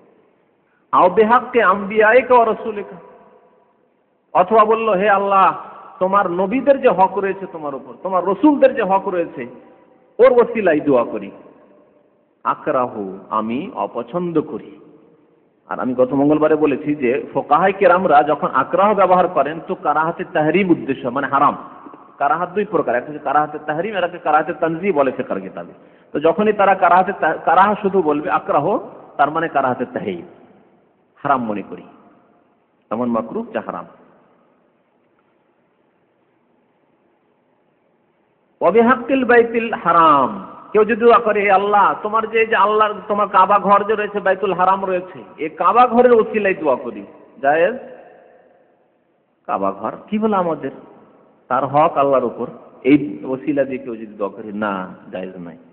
ওয়াল মাশআরিল হারাম, মাশআর হারাম মুজদালিফা আরাফার ওসিলা দিয়ে দোয়া করি, চলবে না। এগুলো আল্লাহর মখলুক, আল্লাহর মখলুকের কোন হক আল্লাহর উপর। হালাল কুদুরি, তারপরে ইমাম কুদুরি বলছেন আল মাসআলা বিখালকি, আসল সমস্যা হচ্ছে যে আল্লাহর সৃষ্টির হকের মাধ্যমে আল্লাহর কাছে দোয়া করা, আল্লাহর সৃষ্টির হকের দোহাই দিয়ে বা ওসিলা দিয়ে, চলবে না। লা তাজুজ, জায়েজ নাই। লিআন্নাহু লা হাক্কা লিল খালকি আলাল খালিক। ইমাম কুদুরি বলছেন প্রত্যেকটি মাদ্রাসায়, কি আলিয়া মাদ্রাসা কি কওমি মাদ্রাসায়, বাংলাদেশে আর ভারতে হানাফি মাদ্রাসায় কুদুরি কিতাবটি পড়া হয়। আমরা নিজেরা পড়েছি এই কিতাব, কুদুরি বাংলা অনুবাদ আছে, আমার কাছে আছে, কোনো ফ্রি সময় আমার কাছে দেখতে পারবেন, বাংলা অনুবাদ আছে। তো কি বলছেন তাতে, ইমাম কুদুরি বলছেন যে লা তাজুজ, জায়েজ নয় মানুষের হকের ওসিলা দিয়ে, ব্যক্তির হকের ওসিলা দিয়ে বা সৃষ্টির হকের ওসিলা। লিআন্নাহু লা হাক্কা লিল খালকি আলাল খালিক, কারণ কোন সৃষ্টির খালেকের ওপর, সৃষ্টিকর্তার ওপর কোনো হক নেই। হকটা আগে বুঝিয়েছি, কিন্তু হক মানে দিতেই হবে, এরকম কিছু নেই, কোনো হক নেই আল্লাহর ওপর কোনো মাখলুক। 4 নম্বরের উক্তি শুনুন। ইমাম জাবিদি ইহয়া উলুমউদ্দিন, ইমাম গাজালির একটি কিতাব আছে ইহয়া উলুম বা ইহয়া উলুমউদ্দিন, পুরো নাম হচ্ছে ওর ইহয়া উলুমউদ্দিন। ইহয়া উলুম বা ইহয়া উলুমউদ্দিন কিতাবের ভাষ্যে ইমাম জাবিদি লিখছেন কারিহা আবু হানিফা, ইমাম আবু হানিফা মাকরুহ মনে করেছেন, অপছন্দ করেছেন কি ওয়াসাহেবাহু, এবং তার দুই সঙ্গী, অর্থাৎ ইমাম আবু ইউসুফ এবং মুহাম্মদ। যখন দুই সঙ্গী বলা হবে তখন আবু ইউসুফ মুহাম্মদ দুইজন সবচাইতে বড় ছাত্র ছিলেন, তাদেরকে তার দুই সঙ্গী বলা হয়। আন ইয়াকুল আর রাজুল, কোন মানুষ বলবে আসআলুকা বিহাক্কি ফুলানিন, হে আল্লাহ তোমার কাছে চাই, দোয়া করি, বিহাক্কি ফুলান, অমুকের হকের ওসিলায়, অমুকের হকের ওসিলায়। আও বিহাক্কি আম্বিয়াইকা ওয়া রাসূলিকা, তোমার নবীদের এবং রাসূলদের হকের ওসিলায়। আও বিহাক্কিল বাইতুল হারাম, বাইতুল্লাহর কাবা ঘরের হকের ওসিলাই। ওয়াল মাশআরিল হারাম, মিনা আরাফা মুজদালিফার হকের ওসিলাই। ওয়া নাহবে যালিকা, বা এইরকম যে কোনো ওসিলা, কোন পীরের হকের ওসিলাই, এটি জায়েজ নয়। ইমাম আবু হানিফা এটিকে অপছন্দ করেছেন। কেন? ইজ লাইসা লি আহাদিন আলাল্লাহি হাক্কুন, আর স্পষ্ট করে বলছেন, কারণ আল্লাহর ওপর কোনো কারো হক বলে কিছু নেই, যে দাবিদার তার জন্য আল্লাহর কাছে, না, এরকম কোনো হক নেই। তো এই সংক্ষেপে 4টি উক্তি ইমাম আবু হানিফা রাহমাতুল্লাহ আলাইহির বর্ণনা করলাম। আশা করি আমাদের সকলের, আর বিশেষ করে হানাফি ভাইদের, যেহেতু মুসলমান তো শাফিঈ হইতে পারে, মালিকিও হইতে পারে, হাম্বলিও হইতে পারে, বা আরো কেউ হইতে পারে, কোরআন হাদিসের সরাসরি অনুসরণ করতে তারাও হইতে পারে, সকলের, আর বিশেষভাবে হানাফি ভাইদের, যারা হানাফি মাযহাবের দোহাই দিয়ে এই বিদাতি ওসিলা অবলম্বন করে থাকেন দোয়ার ক্ষেত্রে, তাদেরকে যেন আল্লাহ সুমতি দান করেন, বলুন আমিন। আল্লাহ যেন সবাইকে আমাদের হিদায়াত দান করেন, যাতে করে আমরা কোরআন এবং হাদিসের অনুসারে সঠিক ওসিলা, সঠিক মাধ্যম দিয়ে মহান আল্লাহর কাছে দোয়া করতে পারি। আল্লাহ রাব্বুল আলামিন আমাদেরকে যেন সৎ আমলের তৌফিক দান করেন, আমাদের যেন গুনাহ খাতা আল্লাহ মাফ করে দেন। তারপরে একটি আলোচনার কথা আপনাদের বলেছিলাম, সেটি হচ্ছে আদম আলাইহিস সালামের ক্ষেত্রে একটি জাল হাদিস, তাই না?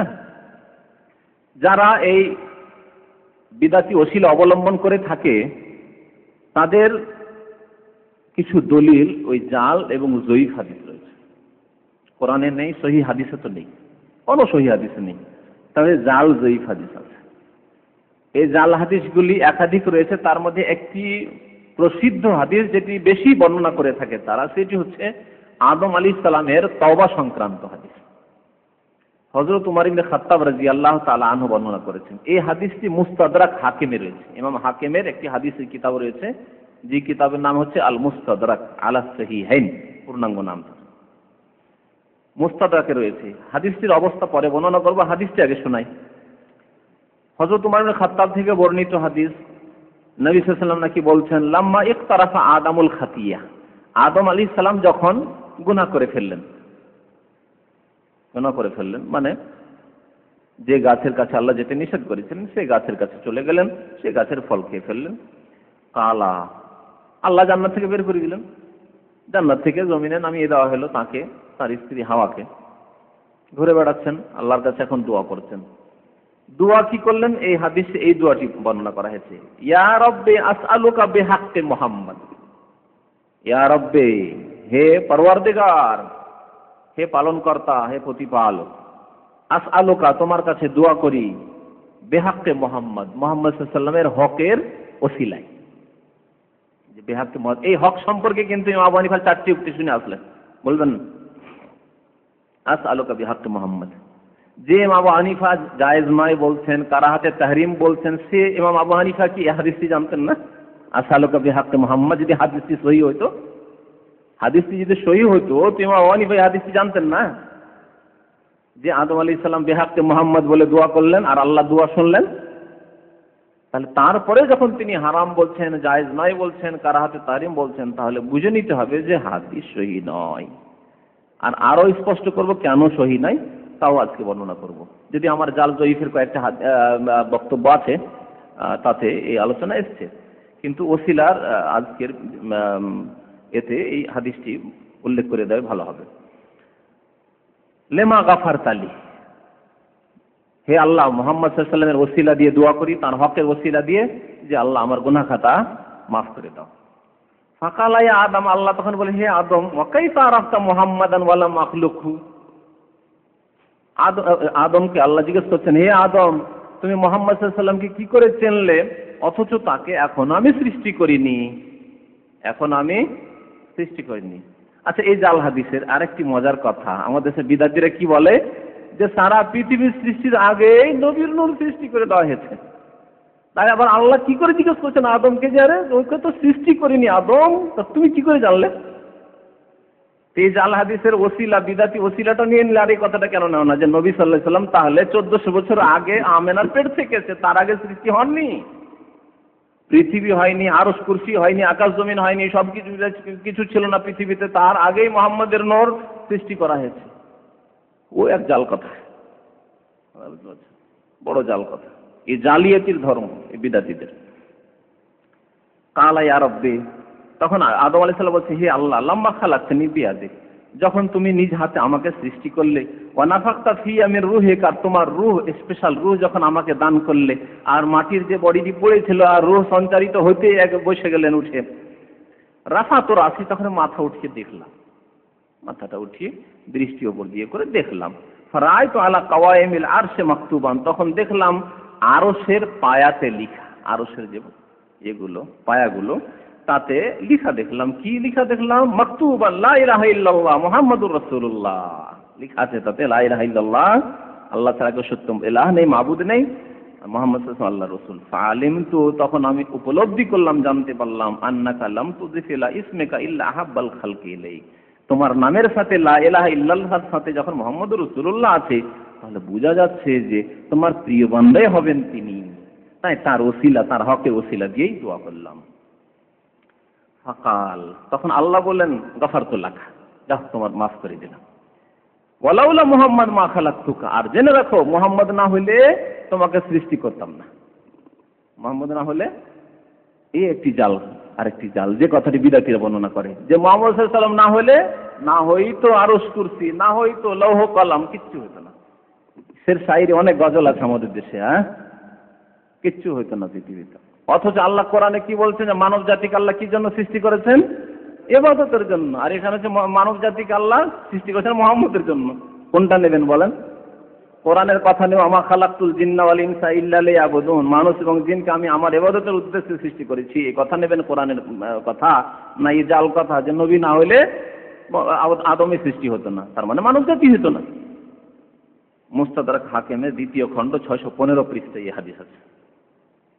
হাদিসটি বর্ণিত হয়েছে ইমাম হাকিম বর্ণনা করেছেন আব্দুল্লাহ বিন মুসলিম ফাহরি থেকে, তিনি বর্ণনা করেছেন ইসমাইল বিন মাসলামা থেকে, তিনি বর্ণনা করেছেন আব্দুর রহমান বিন যায়েদ বিন আসলাম থেকে। এই আব্দুর রহমান বিন যায়েদ বিন আসলাম তার পিতা যায়েদ বিন আসলাম থেকে বর্ণনা করেছেন, আর তিনি তার পিতা থেকে মানে আসলাম থেকে বর্ণনা করেছেন, আর আসলাম তাবেই তিনি হযরত উমর থেকে বর্ণনা করেছেন।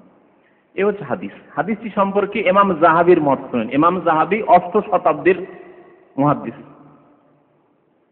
এবং হাদিসের তিনি হাফেজ, হাদিসের তিনি বিশেষজ্ঞ। অনেক কিতাব রয়েছে হাদিসের সহিহ জয়ীফ রয়েছে ইমাম যাহাবীর। মিজানুল ইতিদাল তার কিতাব। ইমাম যাহাবীর কিতাব রয়েছে তাজকিরাতুল হুফাজ। ইমাম যাহাবীর কিতাব রয়েছে সিয়ার ও আলামিন নুবালা, 25 খণ্ডে রয়েছে। বড় বড় কিতাব রয়েছে এই মুহাদ্দিস ইমাম যাহাবী। এই ইমাম যাহাবী রাহমাতুল্লাহ আলাইহি কি বলছেন এই হাদিস সম্পর্কে?